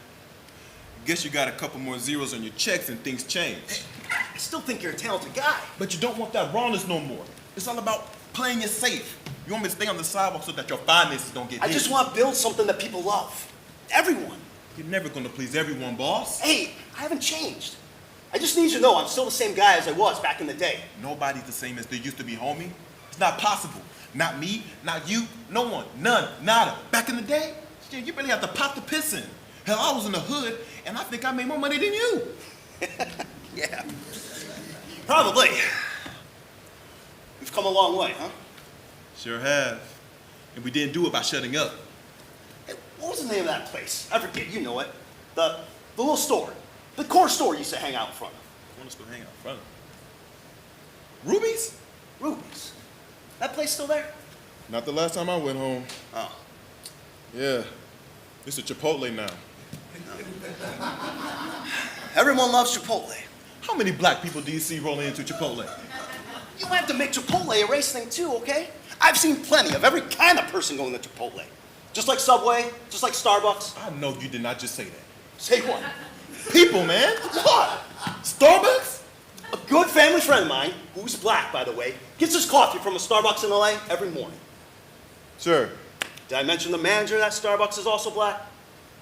Whatever, man. That's besides the point. Just admit it. Race doesn't always play a card. Sometimes a place is just a place. And sometimes a hate crime is just a hate crime.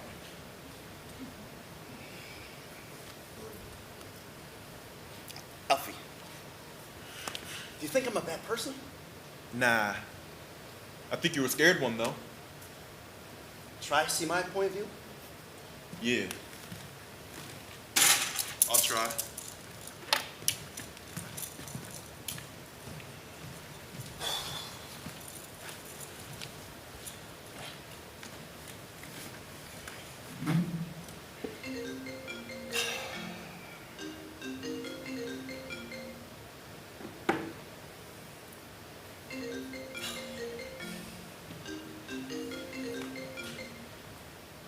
Hello? Yes, sir. Yeah. Yeah, I talked to him. No. No, he's not going to apologize. Well, wait, what? Sir, that's a little extreme. Yeah. Yeah, I'll let him know.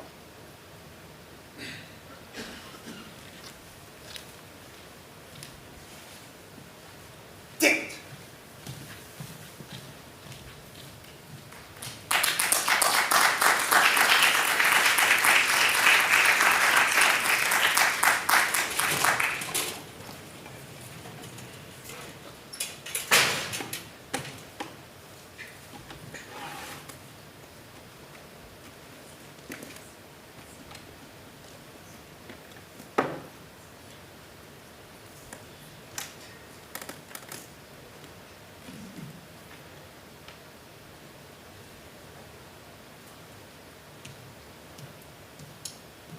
Knock, knock.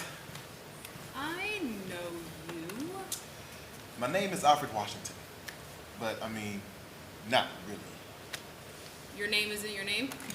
Not to you. To the public. Okay, so what's your other name? I am a musician. A rapper. I go by Alfie X. Oh, yes, I knew you from somewhere. I've heard your stuff. It's pretty good. It's fun music. I can't lie, I listen to it quite a bit. I'm a Mani Man. Yes, I know. May I take a seat? Yeah. It's cool. I'll put this chair around. Yeah. Awesome. I saw you on TV. I've seen you on the news, actually, a few times. At rallies and stuff. I guess you could say that that's my stage. You want something to drink? No, I'm good. I didn't mean to bust in without an actual appointment. Oh, you're fine. I was just getting ready to go home. Plus, who would I be to refuse talking to a celebrity? I don't know if I'll be a celebrity for much longer. Why's that? I guess you weren't watching TV last night. Oh, no. I saw it online this morning. I didn't even recognize you if I'm being real. You seem like a totally different person when you were out there. I felt different. I imagine you made some people mad. I'd say so. Pretty sure my publicist is having a heart attack right now. How do you feel? I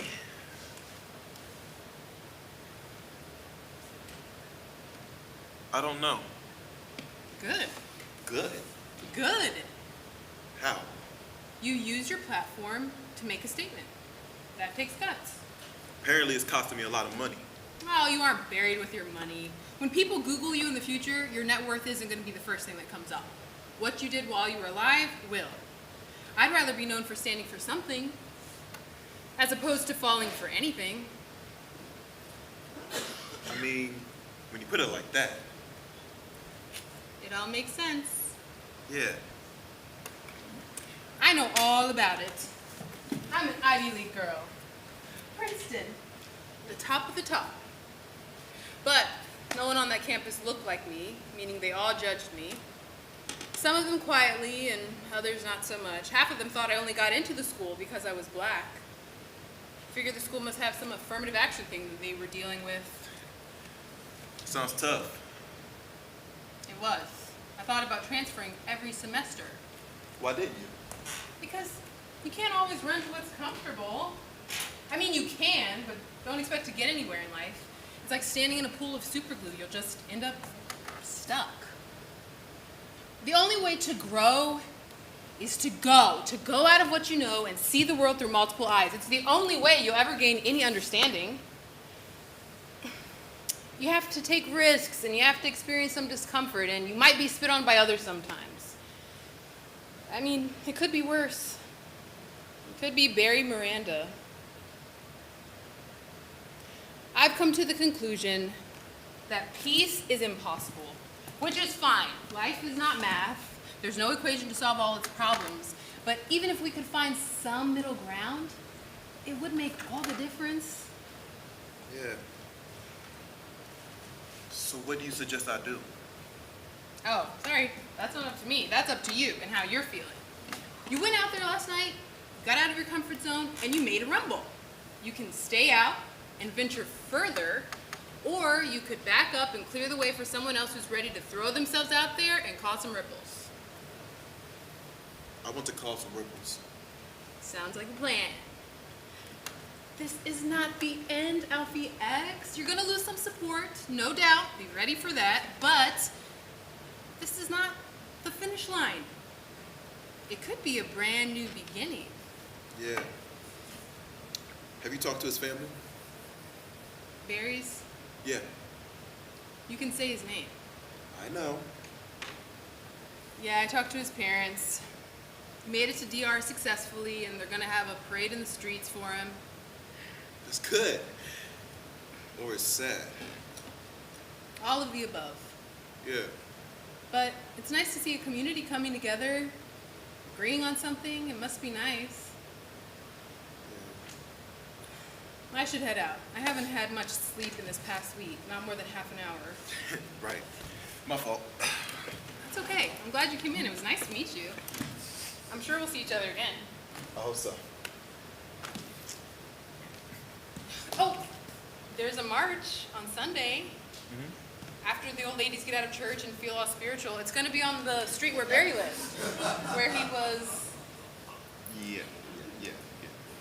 Maybe you could perform some stuff. I'll be there. All right, well then, guess I'll see you Sunday. Sunday it is. Hold on. Everyone's wearing these for the march. Oh. Yeah. This is nice.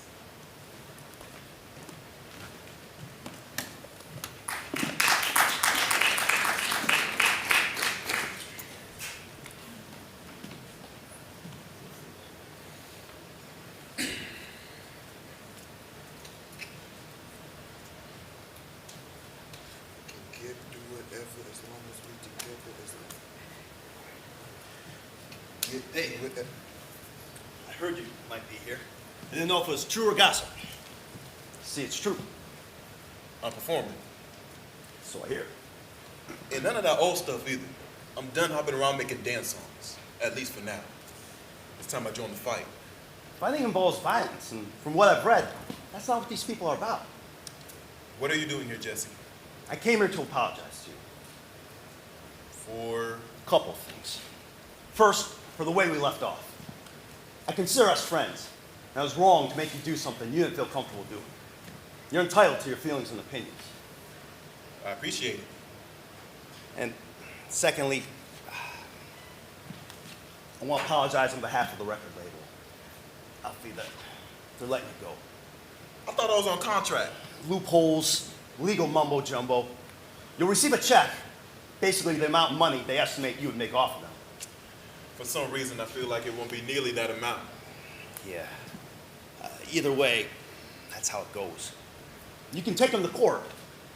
I just won't bet on that horse. So, what are you going to do now?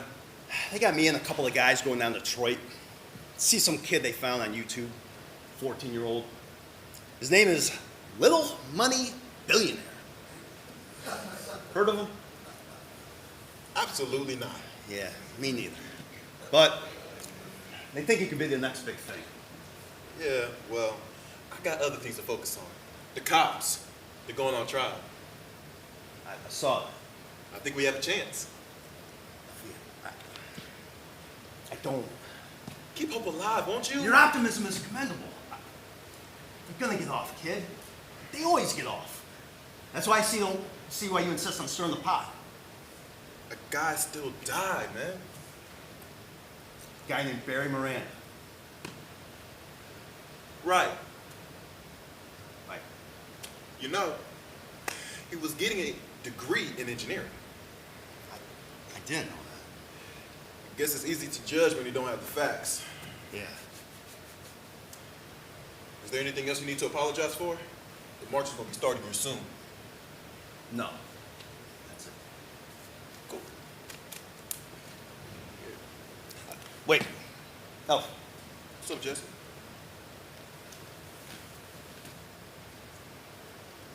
It's a great ride.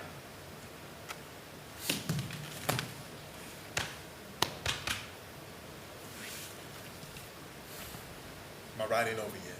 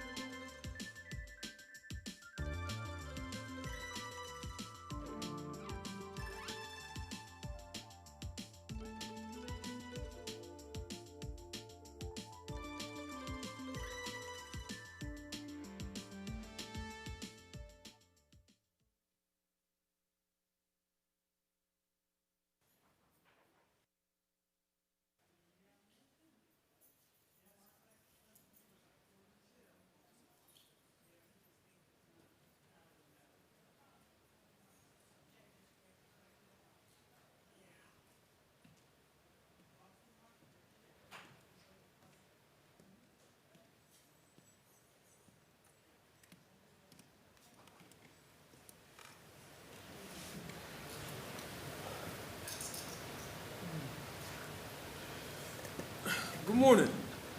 Come in. Good morning. How are you?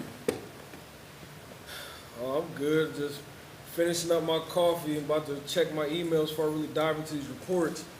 We got a grant.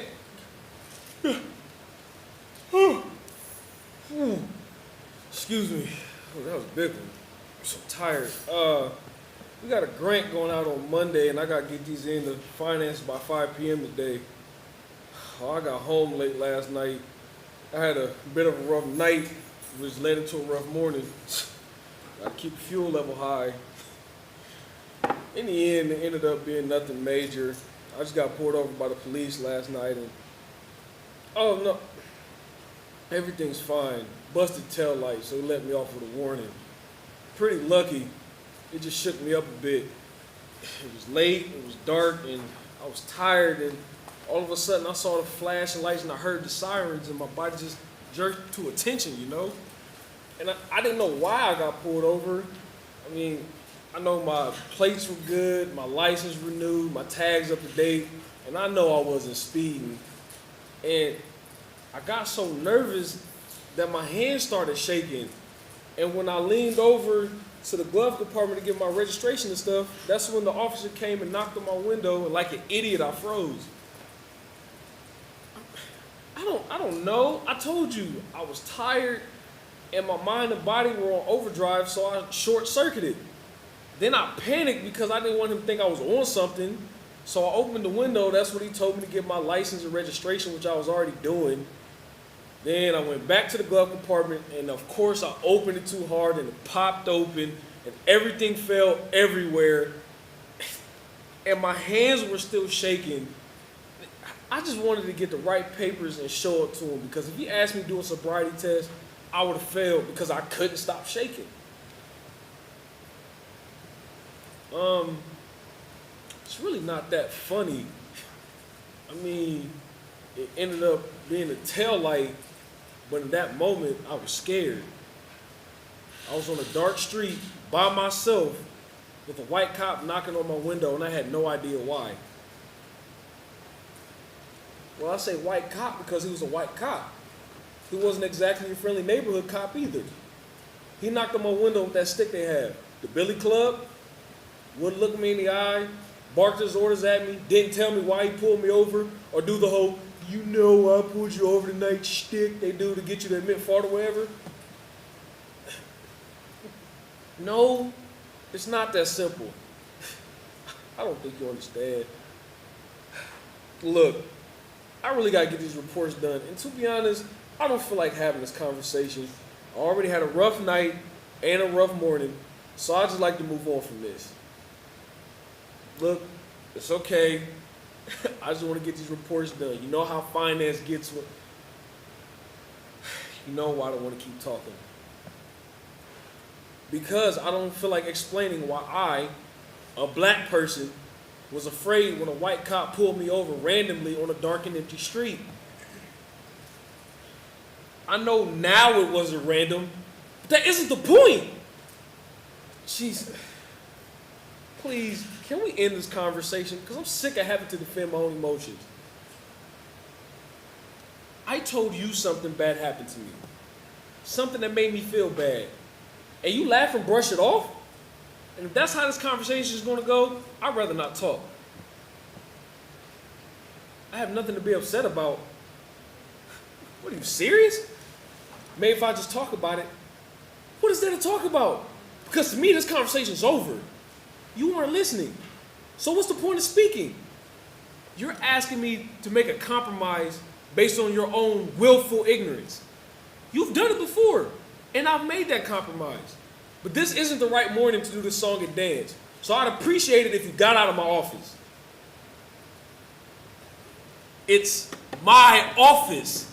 So yes, I can ask you to leave. I don't want to talk to you anymore. And I have work to get done. And I'm sure you do too. So please, actually no. Let's have this conversation. You want to have it so badly? Let's get into it. Cops kill black people. White people kill black people. And if you say anything about black on black crime, I'm probably going to scream. Because black on black crime has nothing on the racism, the hatred this country has for black people. We don't say white on white crime. Oh, but we love to talk about the violence black people inflict on each other. And white on black crime is just another column in the newspaper to you. No, we don't talk about it all the time, but we should. And even when we do try to talk about it, you make it seem like we're bringing up some embarrassing thing like farting at the dinner table instead of the mass genocide that happened in this country. And the reason we still talk about it, because it's still going on. It's going on, and people see it going on, and no one cares. Yeah, it's gotten better, but going from a negative to a 0 doesn't do much for us if the scale goes all the way up to 100. We got a bunch of grown-ass men talking about how they fear for their life, which is why they pulled the trigger. Then, when we see the picture of the dead body, it's a 12-year-old boy who ain't even make it past 5 feet. Balls ain't even dropped. But that cop was scared. We see 5, 6, 7 cop cars rolling up on a black man standing outside a store. People randomly get pulled over by cops. Then end up getting arrested because they dare talk back to a white cop. You got random, unexplained deaths in cop cars or holding cells. You got citizens, people who ain't cops, making decisions on the lives of black people. Stand your ground, my ass. All they have to do is say is, I fear for my life. What makes it so scary, huh? Why are you so afraid of us? What did we ever do to you? Oh, you backing off when I stood up, but you ain't leave when I asked you to. Why?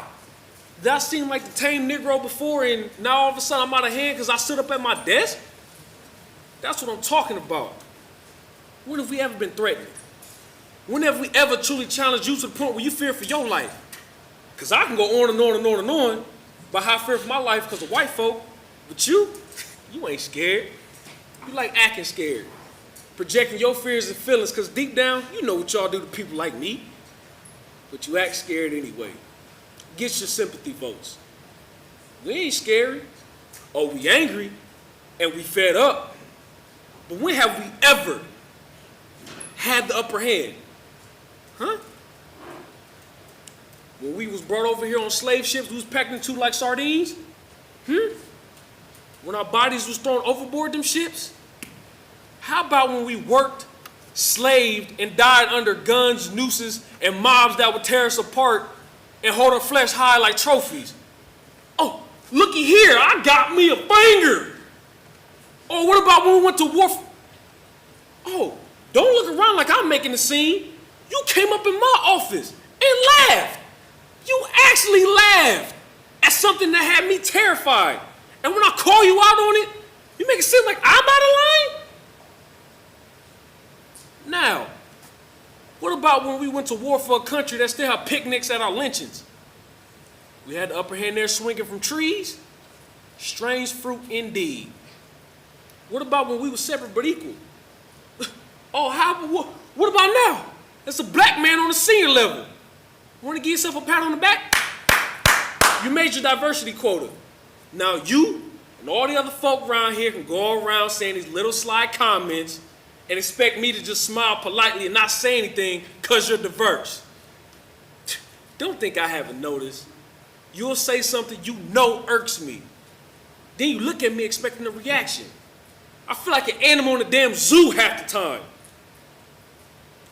You know how we joke about how horrible our monthly meetings are? You hate them because of cussing to your cigarette break time. I hate our monthly meetings because we sit there talking about how we need to improve diversity within the company and what we could do. Then that discussion gets tabled till next month. Then we end up repeating the same thing all over again. But in none of those meetings, none of you ever want to look at me. The one time you should turn to the only black person in the room, do you look at me? No. You sit there and talk about how we need to reach outside communities, as if your communities weren't built on the backs of ours.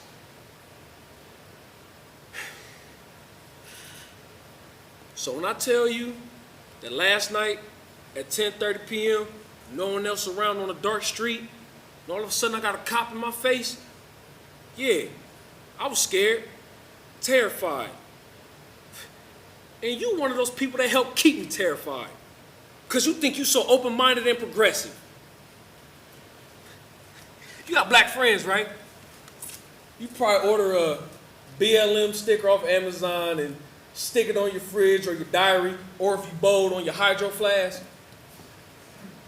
But you don't pay attention to the news because there's never nothing positive happening. You don't vote in elections because you don't like either candidate. And to you, no vote is a bigger political statement than vote for the candidate that might actually care a little bit more. You don't like having these conversations because they make you uncomfortable. And it makes you feel like you have to apologize for your existence. And you know what? Maybe you should. Because I spent my entire life apologizing for mine. I damn near wet myself over a busted tail light, and you over here laughing. That's my life. But no, nobody should ever apologize for existing. Like I said, I do it every day. I got 3 advanced degrees. I've worked here for 7 years. I just got promoted to senior management last year. You got a BA, worked here for 2, and got promoted to senior management in 6 months. I comforted myself when you got promoted so quickly by thinking maybe I didn't work hard enough. 50, 60-hour weeks don't mean nothing if the work I'm doing isn't good. And I thought that because my work, my abilities is something I can control. And that seemed a lot better than thinking no matter what I do, I will never get what I deserve because of, well, if you listen to me at all during this time, you know what I'm talking about. Now, I like you, and I like our little ritual we have when we spend 10 minutes procrastinating before we gotta get back to work. Time's up. But I need you to know something. I'm tired and I'm scared. And I need you to acknowledge that. I don't need you to understand it because you will never understand what I go through. But I need you to acknowledge it. Unless you like me staying scared.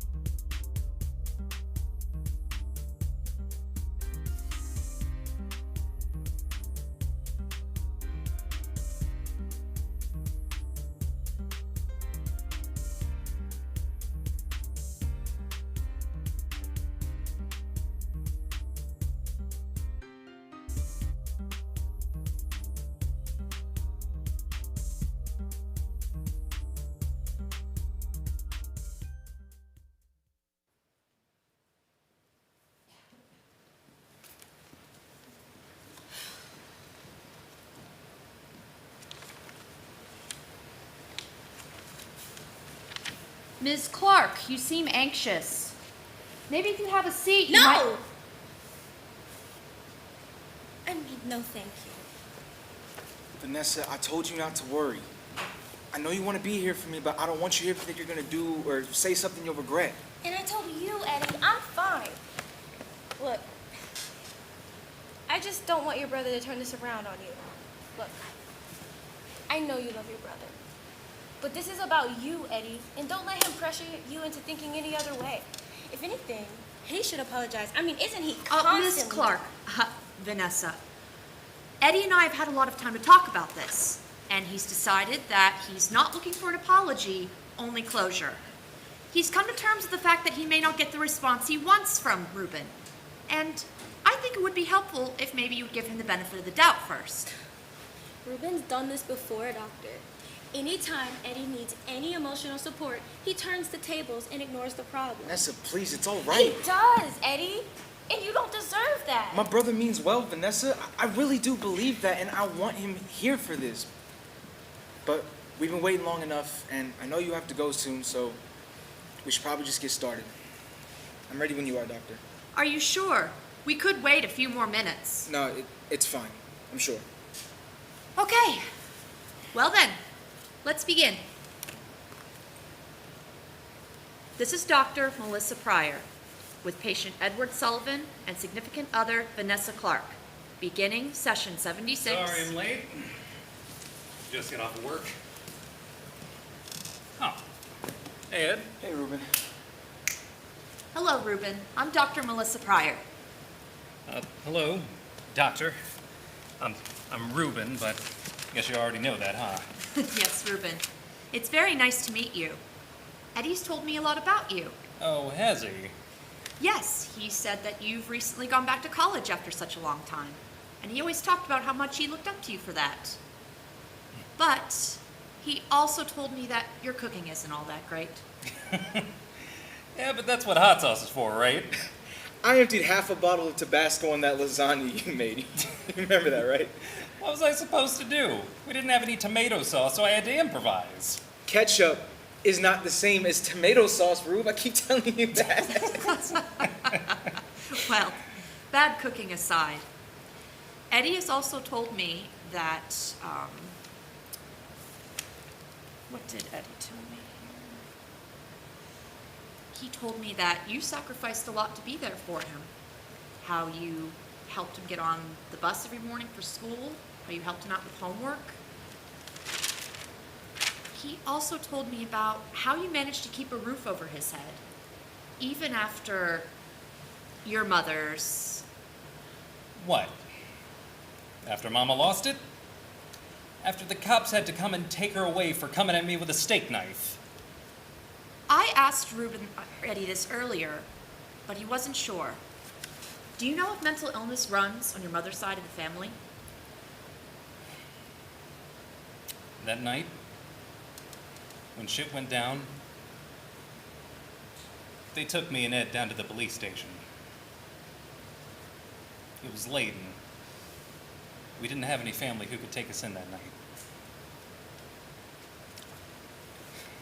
Some asshole in a cheap suit sat me down and asked me a lot of questions. Turns out he was a social worker.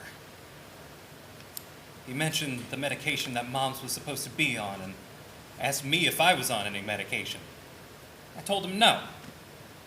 That's when he mentioned free mental health shit. Like classes and government programs, you know. So I think it's maybe something that runs in our blood. Many different mental disorders are hereditary, Ruben. That's probably why he asked. Wait, is this what this is about? Have you felt like hurting yourself or? No, Ruben. It's not about that. Then what?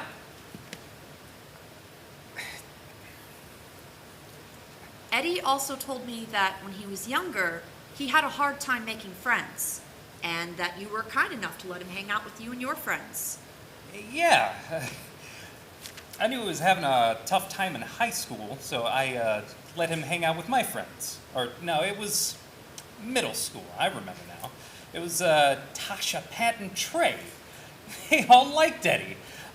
They used to joke about it, too. Remember, Ed? Trey used to say, "Man, your brother's funny. You two can't be related." Remember, Ed? Eddie, I can't take this anymore. Can someone please tell me what this is about? Ruben, your brother was... Ruben, Eddie has told me that when he was younger, he was sexually assaulted. What? Oh, wait, you mean like some... Eddie, what happened? From what I've been told, it happened right before he turned 13. I don't understand. Sexual assault is something that everyone has a difficult time confronting. Whether you're the victim or the loved one, you have to know it's not easy. Eddie is doing something that most people could never do. He's not only chosen to confront the issue, but he's looking to move forward. And even though he won't admit it, I believe he's looking for your support, Ruben. Eddie, I don't know what to say. When did this happen? Who the hell did this to you? Ruben. It's fine, Melissa. Ruben. It was someone you knew. What? You were working after school a lot, and I didn't want you to have to... What was the name?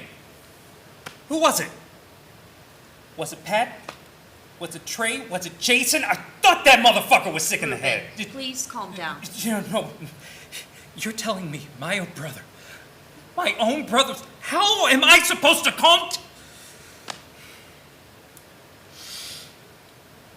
How am I supposed to be calm, Doc? My own brother. Eddie, I'm so sorry. Eddie? Yeah.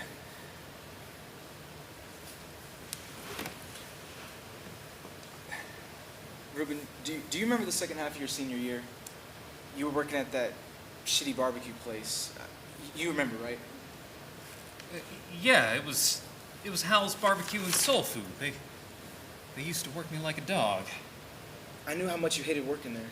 They made you work late, the pay was shit, but you made it happen. You stuck it out.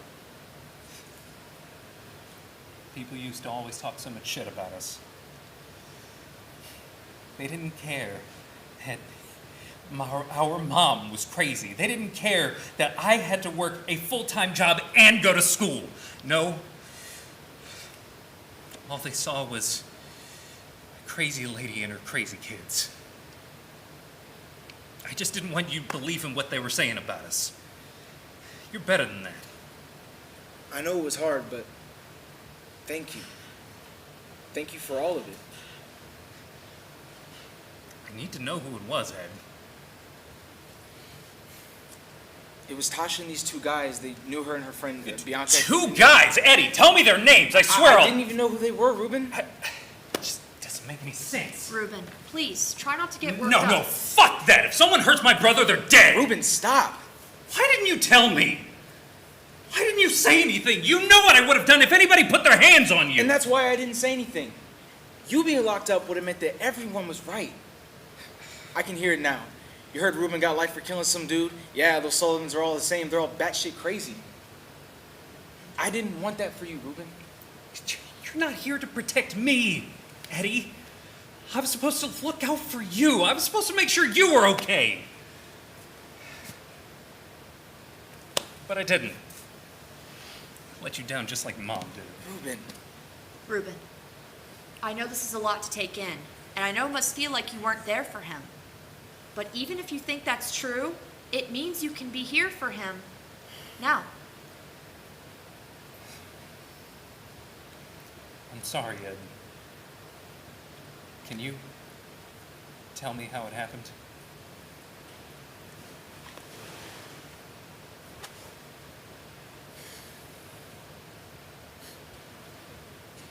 It happened one day after school.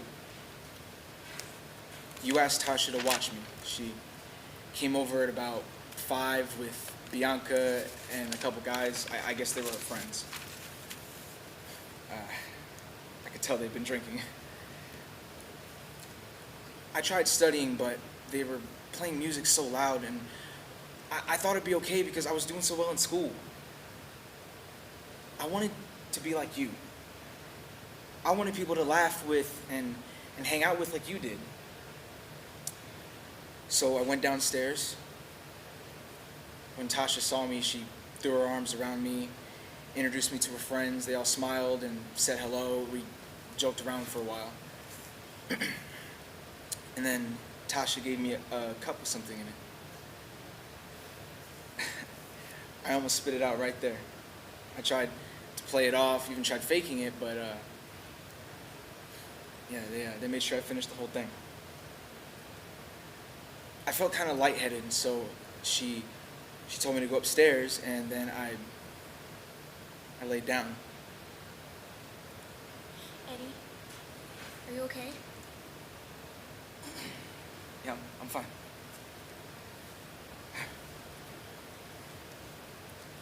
When I woke up, Tasha was laying next to me. She was rubbing my leg up to the inside of my thigh. She leaned in and she kissed me. I could smell the liquor on her breath. She whispered to me, "You want to be like your brother, right?"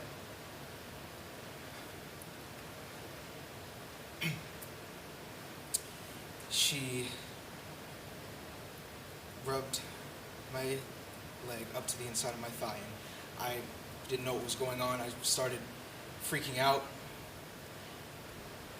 She started yelling and telling me it was gonna feel good.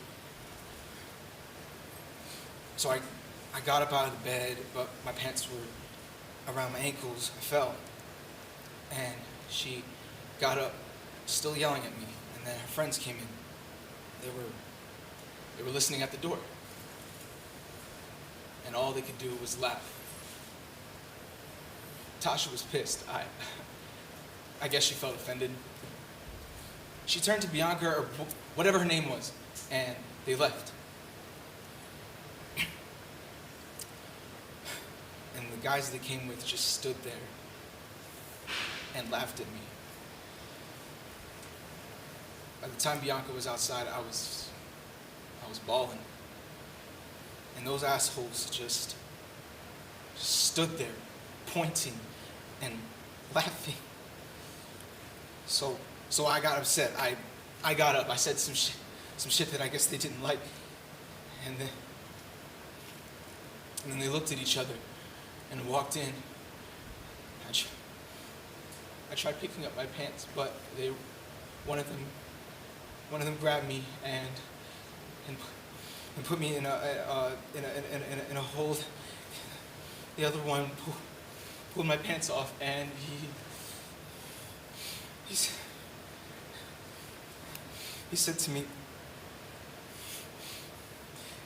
"If you were gonna run away from a piece of ass like that, you must be a fag, right?" And then he grabbed me.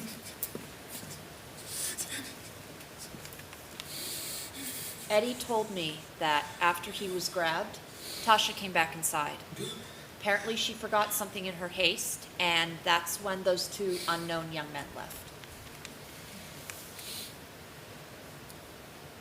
I laid there on the floor for almost an hour. I couldn't get up. I didn't want to get up. It just felt easier not to do anything, I guess.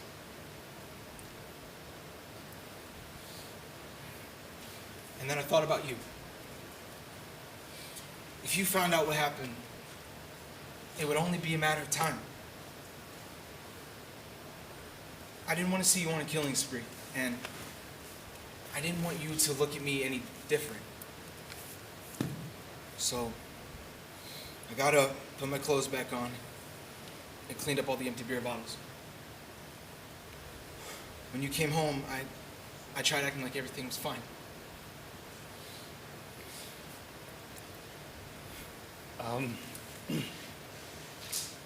Did Tasha say anything to you after that? No, and you already know she moved away like 2 months later. Only ever seen her once or twice since then. Something that still doesn't make sense. You said that I knew who it was, but I thought you said you didn't get their names. Well, it wasn't just those guys. I was talking about Tasha too. Wait. Tasha, what does she have to do with what happened?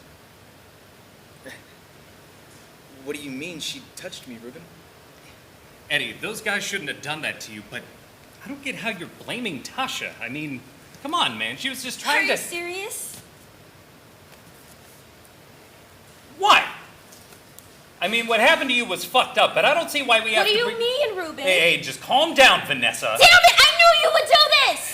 You did the same thing when his dad died. Every time he needs you for something like this, you make him think he's done something wrong. Hey, I've been been there for my brother, and I don't need you telling me I You can't haven't. keep doing this to him, Ruben. Doing what, You Vanessa? can't keep making him think he's done something wrong. You can't keep guilting him. Vanessa, baby, it's okay. Don't. Doctor, I can't stay. It's okay, Vanessa. Eddie told me you may have to leave, but thank you so much for coming. It means a lot you would be here. Of course. See you later, babe. Call me if you need me, please. I will. I love you. Your brother looks up to you so much. He needs you. And you just...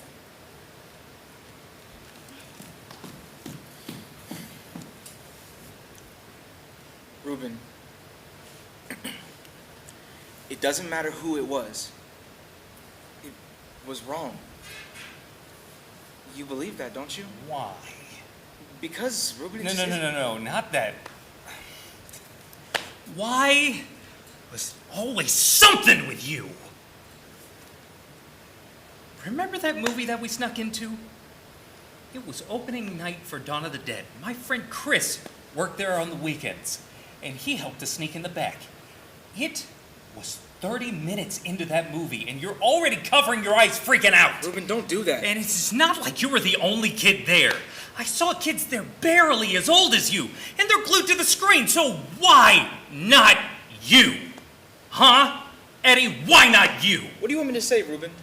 Sorry I was scared? Sorry I wasn't like everyone else? I'm not expecting an apology. I just want to know why. Why did I have to push you to do everything?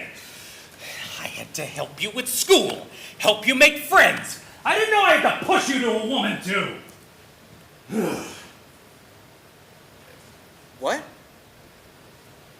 You had to push me? Ruben, what are you saying?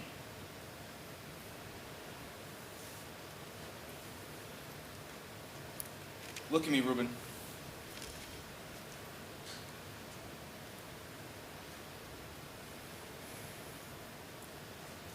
What did you do? What did you do? What the hell was I supposed to do? Oh my God. It wasn't supposed to be like that, okay? She was just supposed to make you feel comfortable. You know, I told her, Ed, I told her no one else should be in my house without me knowing. It wasn't supposed to be like that, all right? I'm sorry. Oh my God. What the hell is wrong with you? I was 12, Ruben. I was just a kid. I had to hold this inside for so long. For you? I had nightmares about this shit for years because of you. Dr. Pryor, thank you again, but I think we're done. Eddie. No, it's fine. Thank you.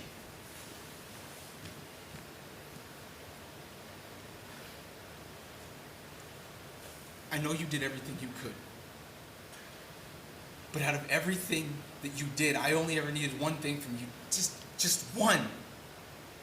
And that was for you to be there. I never needed anything else from you. I just needed you.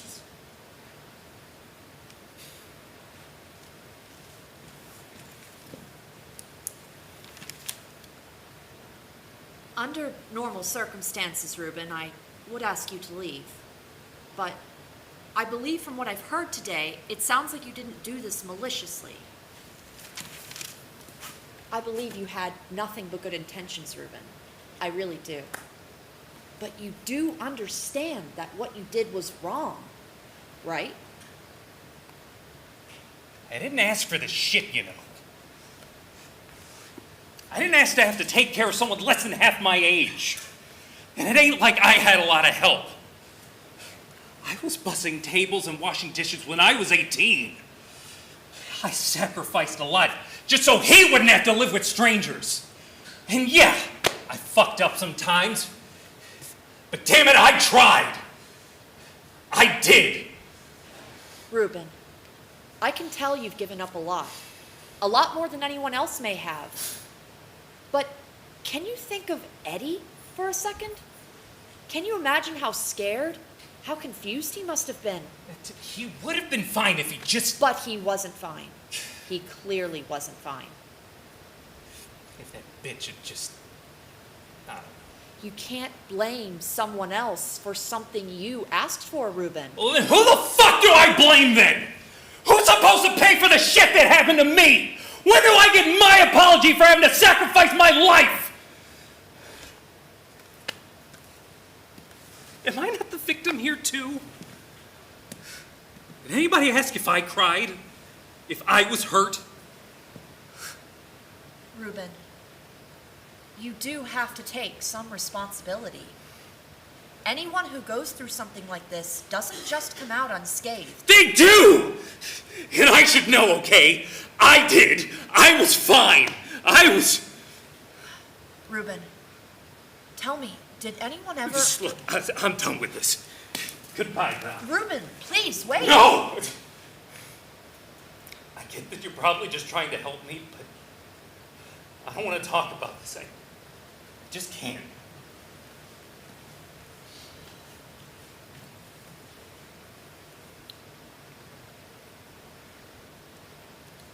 This is Dr. Melissa Pryor. The time is 4:27 p.m., January 29th, ending session 76.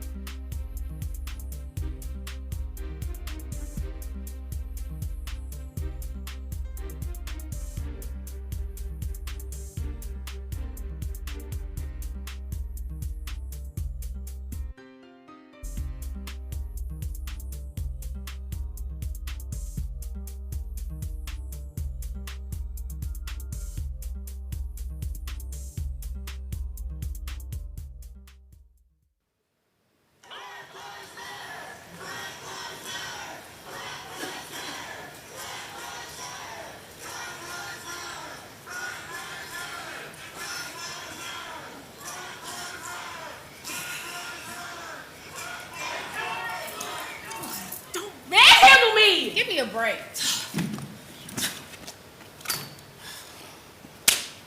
Are you gonna read me my rights? Nope. You're legally obligated to. Not if I don't feel like arresting you. So I'm free to go, am I? Nope.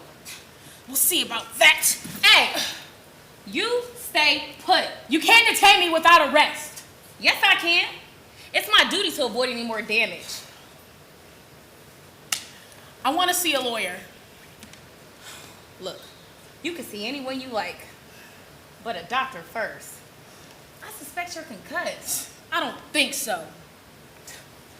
That's one of the symptoms. Who hit me anyway? Was it you? No, one of your fellow protesters. Hardly likely. Friendly fire? A pucar is a dangerous weapon in the hands of an agitated agitator. This was my first march. Next time, I'll duck. Ain't you learned your lesson? More to the point, have you learned yours? Say what? You see your brothers and sisters marching together. How can you stay on the sideline? It's the best place to keep a demonstration peaceful. Well, sometimes the peace needs disturbing. Not according to the law. Don't Black Lives Matter to you? Now that's insulting. You have to choose where you stand. With police brutality or with the victims and their families. I joined the force to make a difference. Ha! How's that panning out? You don't have the right to remain silent, but I wish you would. Sorry to keep you waiting. One of those days? You could say that again. So what seems to be the problem? A routine head case. Here in the hospital, we don't use that terminology. She means I've had a bump on the head. When an officer brings a patient in, it usually indicates a mental issue. Don't rule it out. Mind if I take a look? Retha, feel free, doctor. You can call me Caleb. I'll wait outside. You needn't hang around. I'm afraid it's my job. To stop me from escaping? To accompany you home. Don't bother. Standard procedure after a blow to the head. I'm a school teacher. I take care of my students after a head injury. We don't have a standard procedure for it though, but then again, we don't have a standard procedure for bashing them in the head either. I'll be in the car. No, stay. I'm enjoying this. I'm not. Good.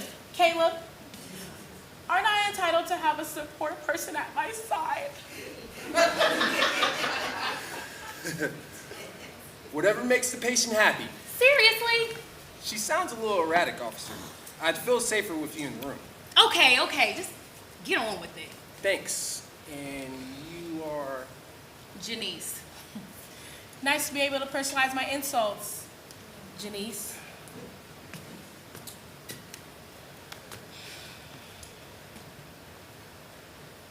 Looks like a blunt object. Yep, and so was the sign that hit her. Hey! Retha, could you look up for me, please? Have you experienced any blurred vision? Definitely. Any confusion? Heaps. Delayed reaction stimuli? Huh? What? Oh, extremely delayed. You sound pretty sharp. No, I've known about racism my whole life. It's just taken me decades to react.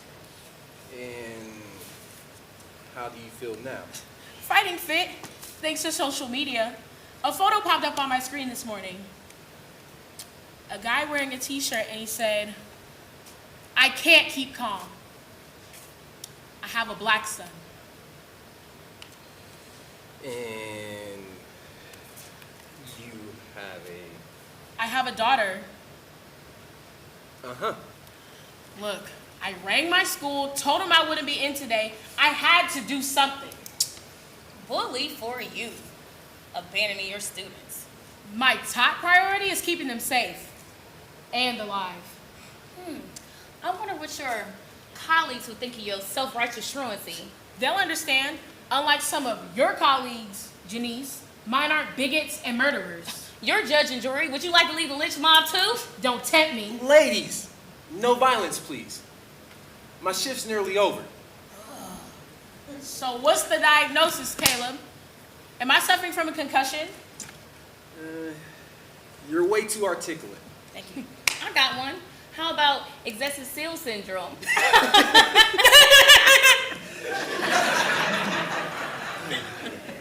That's not a recognized medical condition. Pity. I wish it was contagious. Guess who I'd hug first? Janice. Don't worry about me. I'm already infected. I can't see any signs. I'm a carrier. Like Typhoid Mary, spread intolerance. Undercover. If you say so. I would go public, like Rosa Parks when she sat down in the white section.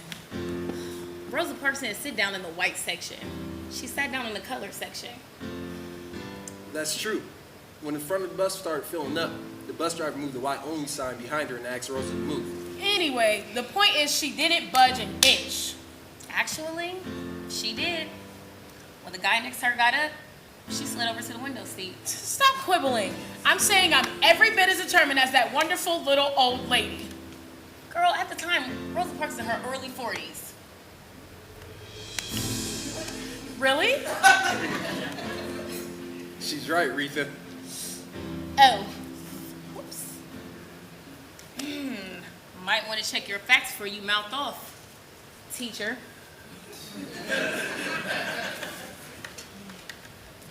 Take it easy. I know I'm politically naive. Pull down the bruise, long as you can. I just want to make this world a better place for my daughter. You call yourself a teacher. Embarrassing. I teach math. Oh, well maybe you could put 2 and 2 together and figure out this world ain't simple division. Ow! That stings! Good. I meant the ice pack. Are we done here, Caleb? All set. Don't I need a bandage? No. You'll have a lump for a while. Just keep applying ice. Will do. Come on, let's get you home. Actually, can you take me to the rally? Ain't you learned your lesson? I want to hear the speeches. Standard procedure is to escort a victim home, not back to the scene of the crime. Crime? What crime? Yeah. I thought you said this was an accident. It was. But you just said back to the scene of the crime. That's just an expression. Revealing how you feel about protesters. Are we all criminals? Don't put words in my Or mouth. just troublemakers? Look, I'll dump you anywhere you like. Just get in the car. She does have a point, Janice. You do seem fairly resentful. Just flat out hostile. Darn right I am. I had big plans for today. Like what? The glamorous bits of being a cop? Gunfights and car chases. If you must know, I was looking forward to protecting the rally. Until she dragged me away to be her nursemaid. Whoa, whoa, whoa, whoa, whoa, whoa, whoa, whoa. You dragged me. Retha, you were out of it. If I hadn't got you across that road, you've been boiled over. And I'm sure Retha appreciates your help.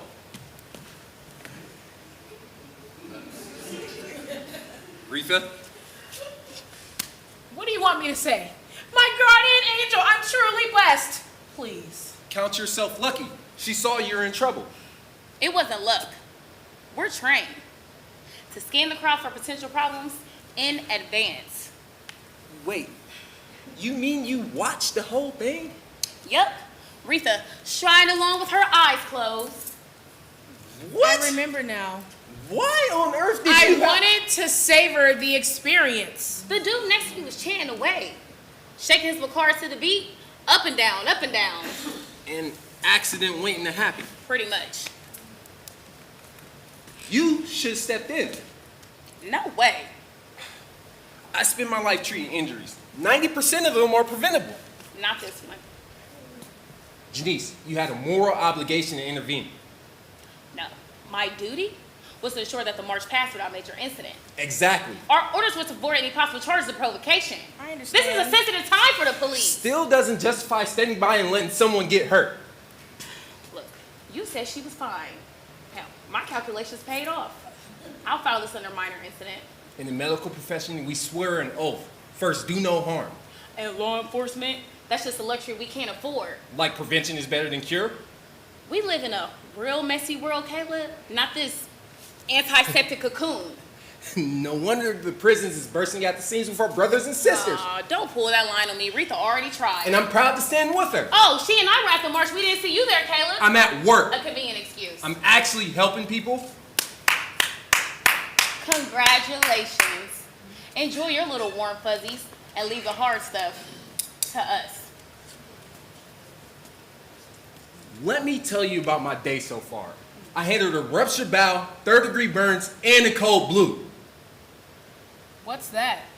A resuscitation. Now, here I am, dealing with a cold violet. Well, I apologize for adding to your workload. Not you, Retha. A cold violet's an aggressive person. All right, I haven't even touched my baton, but I deserve a medal for superhuman restraint. Stop! Please! This is all my fault. I should have just kept my stupid eyes open. Janice, I'm sorry if I ruined your day. If it's any consolation, I think you're magnificent. And Caleb, I'm sorry for inflicting Janice on you. She's a total pain. Well, shut my mouth and call me tapeworm. You head off to the rally. You'll do more good there than I ever could. Ain't you coming? My students have algebra in 20 minutes. And they say the sub sucks. I've done enough inflicting for one day. Listen, When the kids see my lump, they'll think I've been in a fight. you are in a fight, Retha. Every day. Your classroom's the front line in the war against bigotry. I don't know about that. I do. Teachers rock. They're the ultimate influencers. Look, I can lock folks up. Hell, Caleb can even patch them up. But you, Retha, you clue them up. Raise them up. Like the man said, prevention is better than cure. Education's our best hope. Sure make my job a lot easier. And mine. Y'all expect us teachers to do all the work? The most important work. Sounds like a plan. Amen.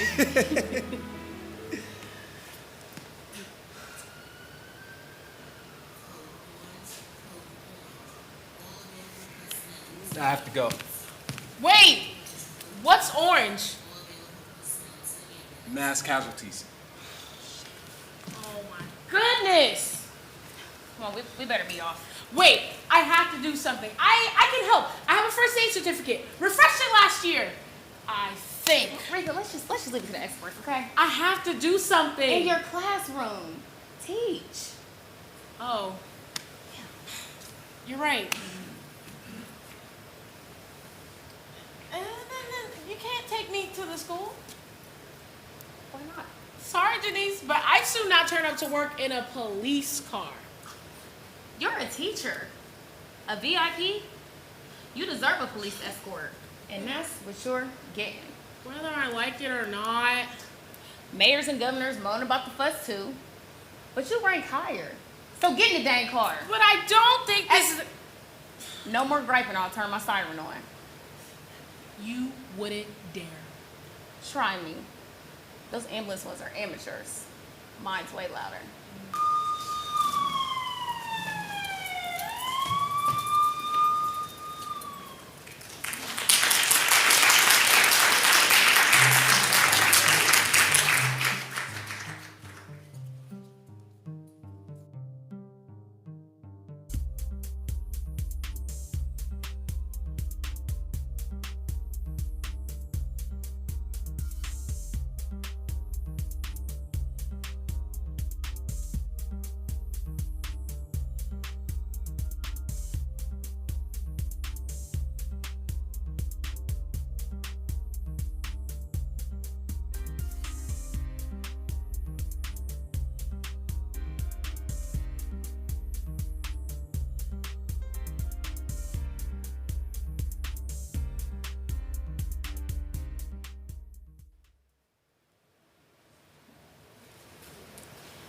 The circus is so spectacular that audiences refuse to leave after the animals perform.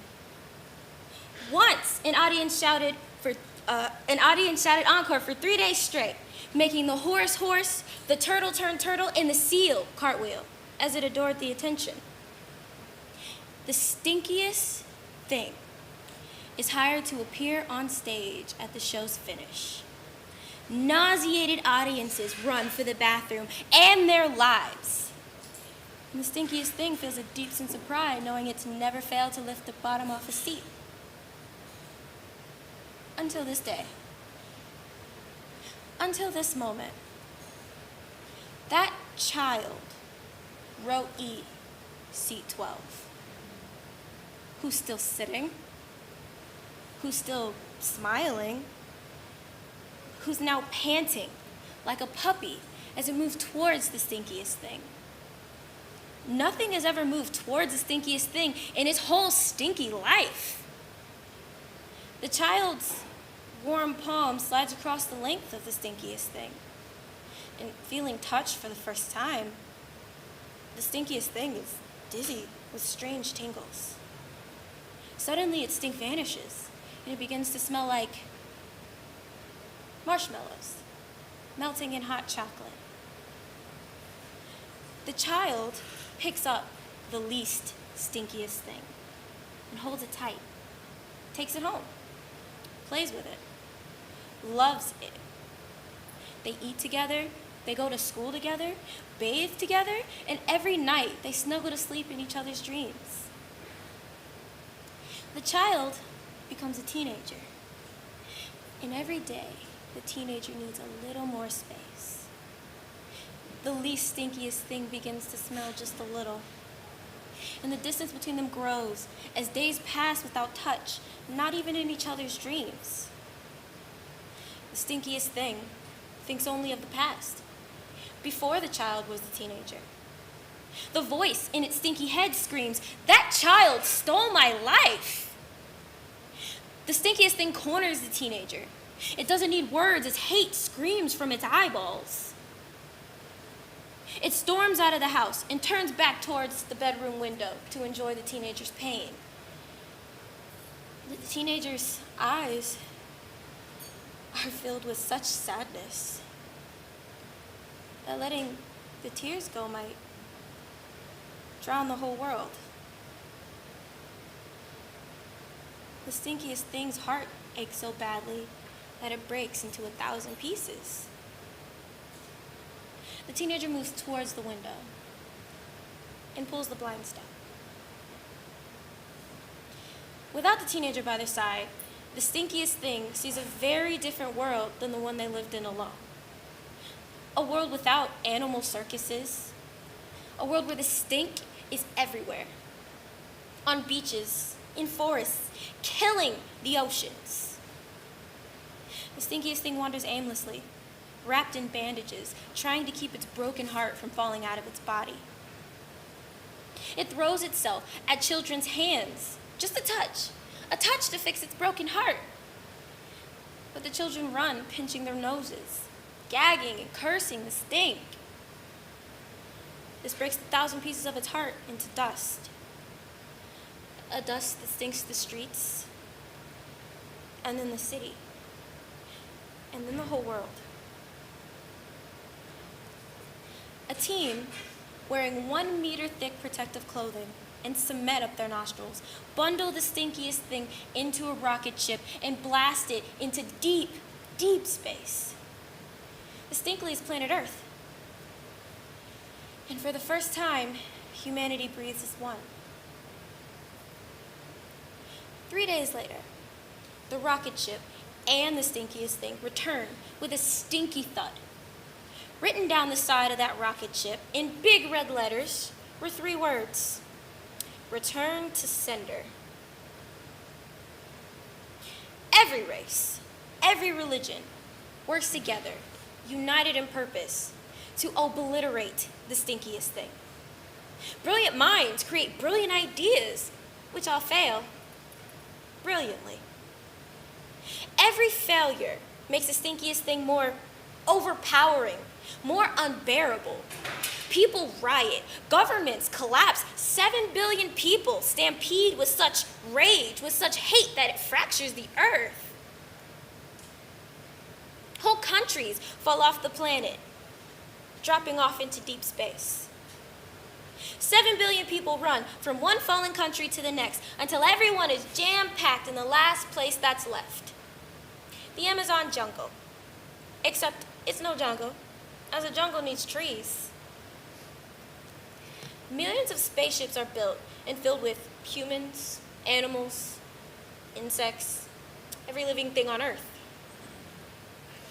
Millions of engines roar as one, shaking, crumbling the Amazon. Millions of rockets fire, taking off, burning the old home in search of the new. The stinkiest thing, balancing on the last cup of dirt that was planet Earth, watches the sky of millions of bright dots fading into deep space. And as they disappear, they leave a darkness that's as black and empty as its heart. The stinkiest thing stands in the silence of being the only thing in the whole world with nothing left to hold on to but its tears. And as one drop falls, it lets go. Jumping, spinning memories, flashing in photographs, falling forever. Falling. Falling. Bang! Landing with this almighty metallic thud, crashing on the end of the universe. No. A door opens. On the side of a rocket ship. The teenager that was the child in row EC12 edges out. Their eyes meet, reflecting each other's sadness. The teenager's warm palm slides across the length of the stinkiest thing.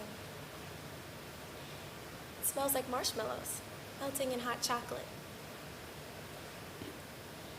The least stinkiest thing enters the spaceship, and the teenager flies them back to the last spoonful of dirt that was planet Earth. And the teenager plants a seed. A shoot becomes a plant, becomes a tree, becomes the most mighty oak, its roots stretching to forever, hugging and shaping an earth without borders. The roots bring worms, and the worms bring birds, and the birds bring humanity. And in a moment where everything is in perfect harmony, the child in row E, seat 12, who grew into the teenager, who grew into the adult, who shrunk into the old human, looks at the least stinkiest thing. The kind of look that says, I cannot hold on. The old human feels the least stinkiest thing's heart. It doesn't need bandages.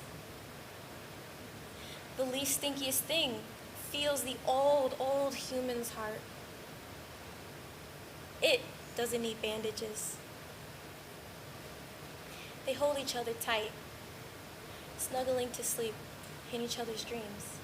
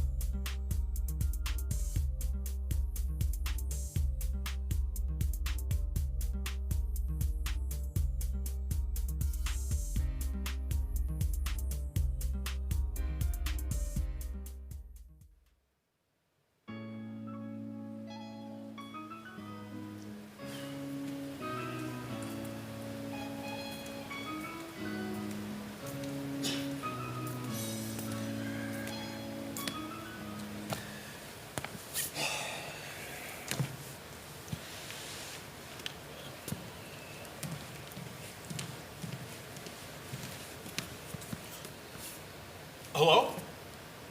Is there anyone there? Anyone?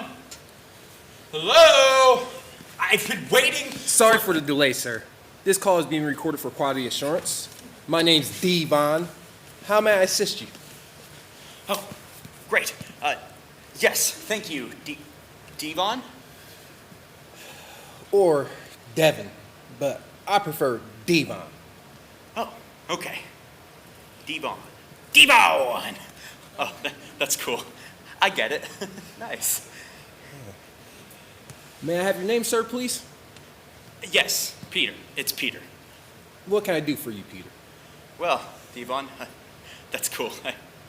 I wish my name, I wish I could do that with my... Anyway, what were we talking about? Names, sir.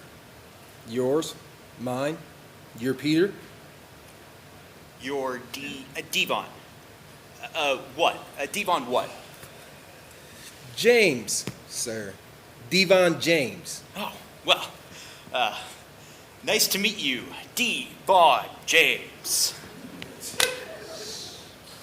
Likewise. May I have your full name, sir, please? Yes, yes. That I can do, Devon James. I'm Peter Butane. That's butane. Here, let me spell that for you. Devon, Devon. Okay. That's B as in boy, U as in uterus, T as in Tom, A as in apple, N as in what? N as in what? As in what? N. As in N as Oh, don't say it. Oh, don't you say it. Don't you dare. Say what? You weren't you? Gonna say it. Say it. No. I was not. You were thinking it though. First word that came to mind. That's not true. You thought it first. In as in Nancy. In as in neighbor. Yeah, okay. That'll work. N as in neighbor. Thank you. You're welcome. Butane. Where's that come from? Alabama? Yeah. Well, no. Not that I'm aware of. It's Anglo-Saxon. It's British. The Butanes used to make buttons.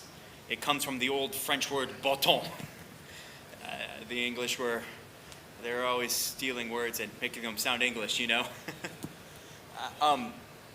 Your last name is Irish, right? Devon?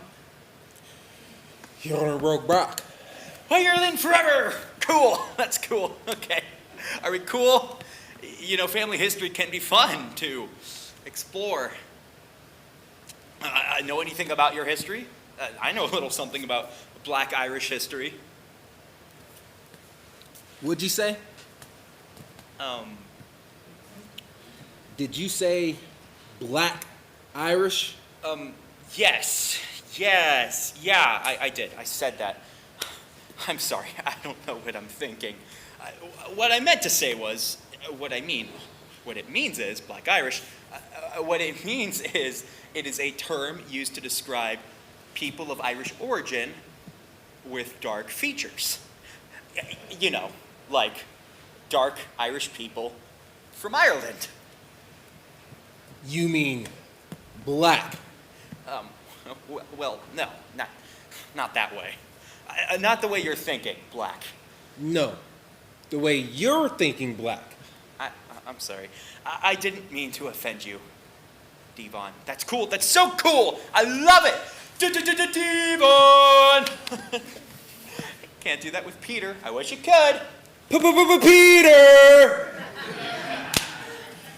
Okay, look, I'm sorry. This has really gone off the rails. I want you to know that I support Black America, okay? I support Black Lives Matter, power to the people, all that. I've held signs that say, honk if you love BLM. I wear my BLM baseball cap backwards. I've stood on street corners with my nieces and nephews, waving and shouting at the cops. I've shouted at cops, pigs. I've shouted at pigs. So I'm not a pig, you know? I'm not. And I'm sorry, this has just really gone off the rails. Holy crap, I don't even know what I'm saying. I'm not racist, I just forgot my password. That's why I called. I just need my, oh my God, I just need my password. I can help you, sir. It's easy to do what you did there. I can do it. Let me just turn my mega baseball cap around and let's see now. Your last name has a Watt ring to it. Southern Watt. Confederate flag. Yeah, I think I nailed it. Alabama. The Butanes. Sounds like your family has a fiery history to it. Burning crosses, lynching people, things like that. You're accusing me of being racist. No. I'm not accusing you of being racist, sir. What I am accusing you of is being a dumbass cracker. You know this call is being recorded. For quality assurance, sir. Hey, did you know the term Black Irish, it isn't used in Ireland. It's only used outside of Ireland to describe the descendants of immigrants, like the descendants of the Spanish Armada in the 1500s, who washed up on Ireland's shores after the storm. Their Spanish crews assimilated into the Irish people. But the Irish didn't call them Black Irish. Only people outside of Ireland called them Black Irish. People like you, I guess. The Butanes. That's something I know. Did you know that? I know that. I'm sorry, no, I didn't. I know about the Spanish Armada and all that, yeah, but no, I did not know that about Black Irish. But did you know that the term Black Irish can be a reference to invading forces from the Celts, the Normans, and the Vikings, who were referred to as dark invaders and black foreigners? So it's not all about skin color. The Vikings were blonde-haired and pale-skinned, blue-eyed and tall. They were tall and tattooed. That's what they look like on the History Channel. Yeah, I've seen that show. You sure do know a lot about Irish history, Mr. Butane. I'm half Irish. Me too. Yay, group hug.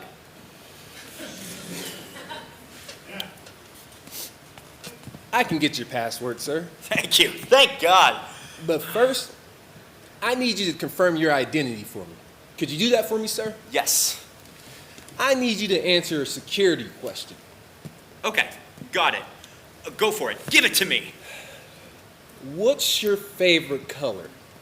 I'm guessing it's not black. Oh, come on! That's not fair. That's so not cool. I said sorry. I'm nervous. You've made me freaking nervous. Why? Because I'm black? No. Yes, but no. No! Because I don't want to offend you. I'm afraid of offending you. I'm so afraid of offending you, I offended you. That's called white guilt, buddy. Pay up. You owe us. And that's called black privilege. Black what? Privilege. You point at everyone else and criticize them, but God help anyone who criticizes you. I call bullshit on that. You're accusing me of being racist? No, I'm not accusing you of being racist. I am accusing you of being an intolerant asshole. You want your password? Yeah, I want my password.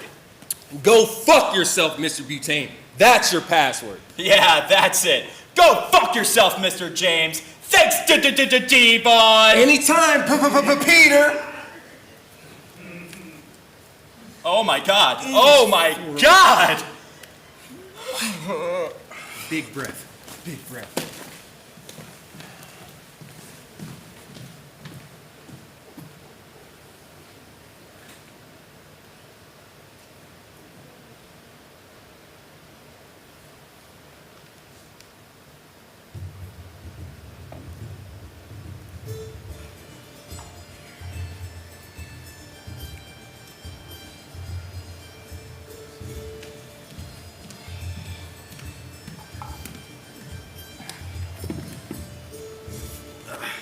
Bartender, beer. Guinness, please. There you go, love.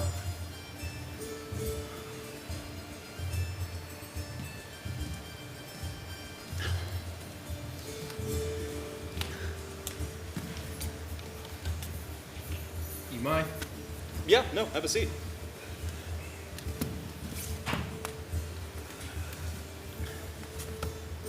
Whiskey. Powers. Powers Irish whiskey. On the rocks? Double? That kind of day, huh? Yeah, that kind of day. Me too. Sláinte, brother. Cilantro. 2 more of the same. Yeah, love?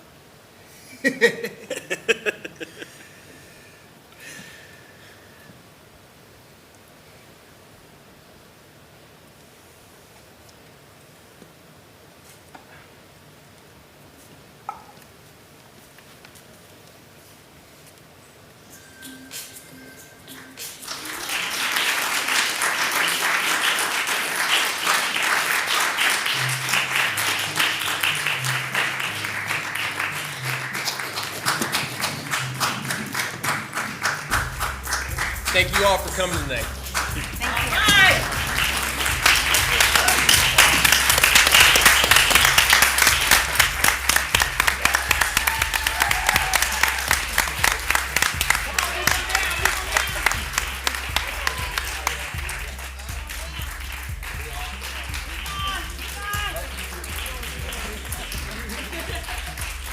It's a lot of us.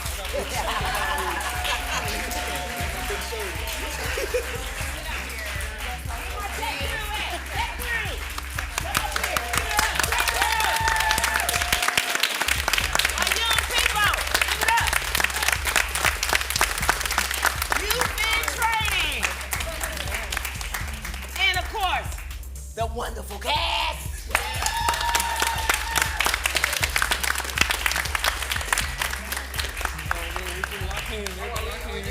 Okay, we gonna try this. Are we ready? Yep. Yep. And up. Oh wait, I got Get it up for 10. One light. Red crew. Red crew. Over here, Mio. Hey. Yeah. Now give it up for you.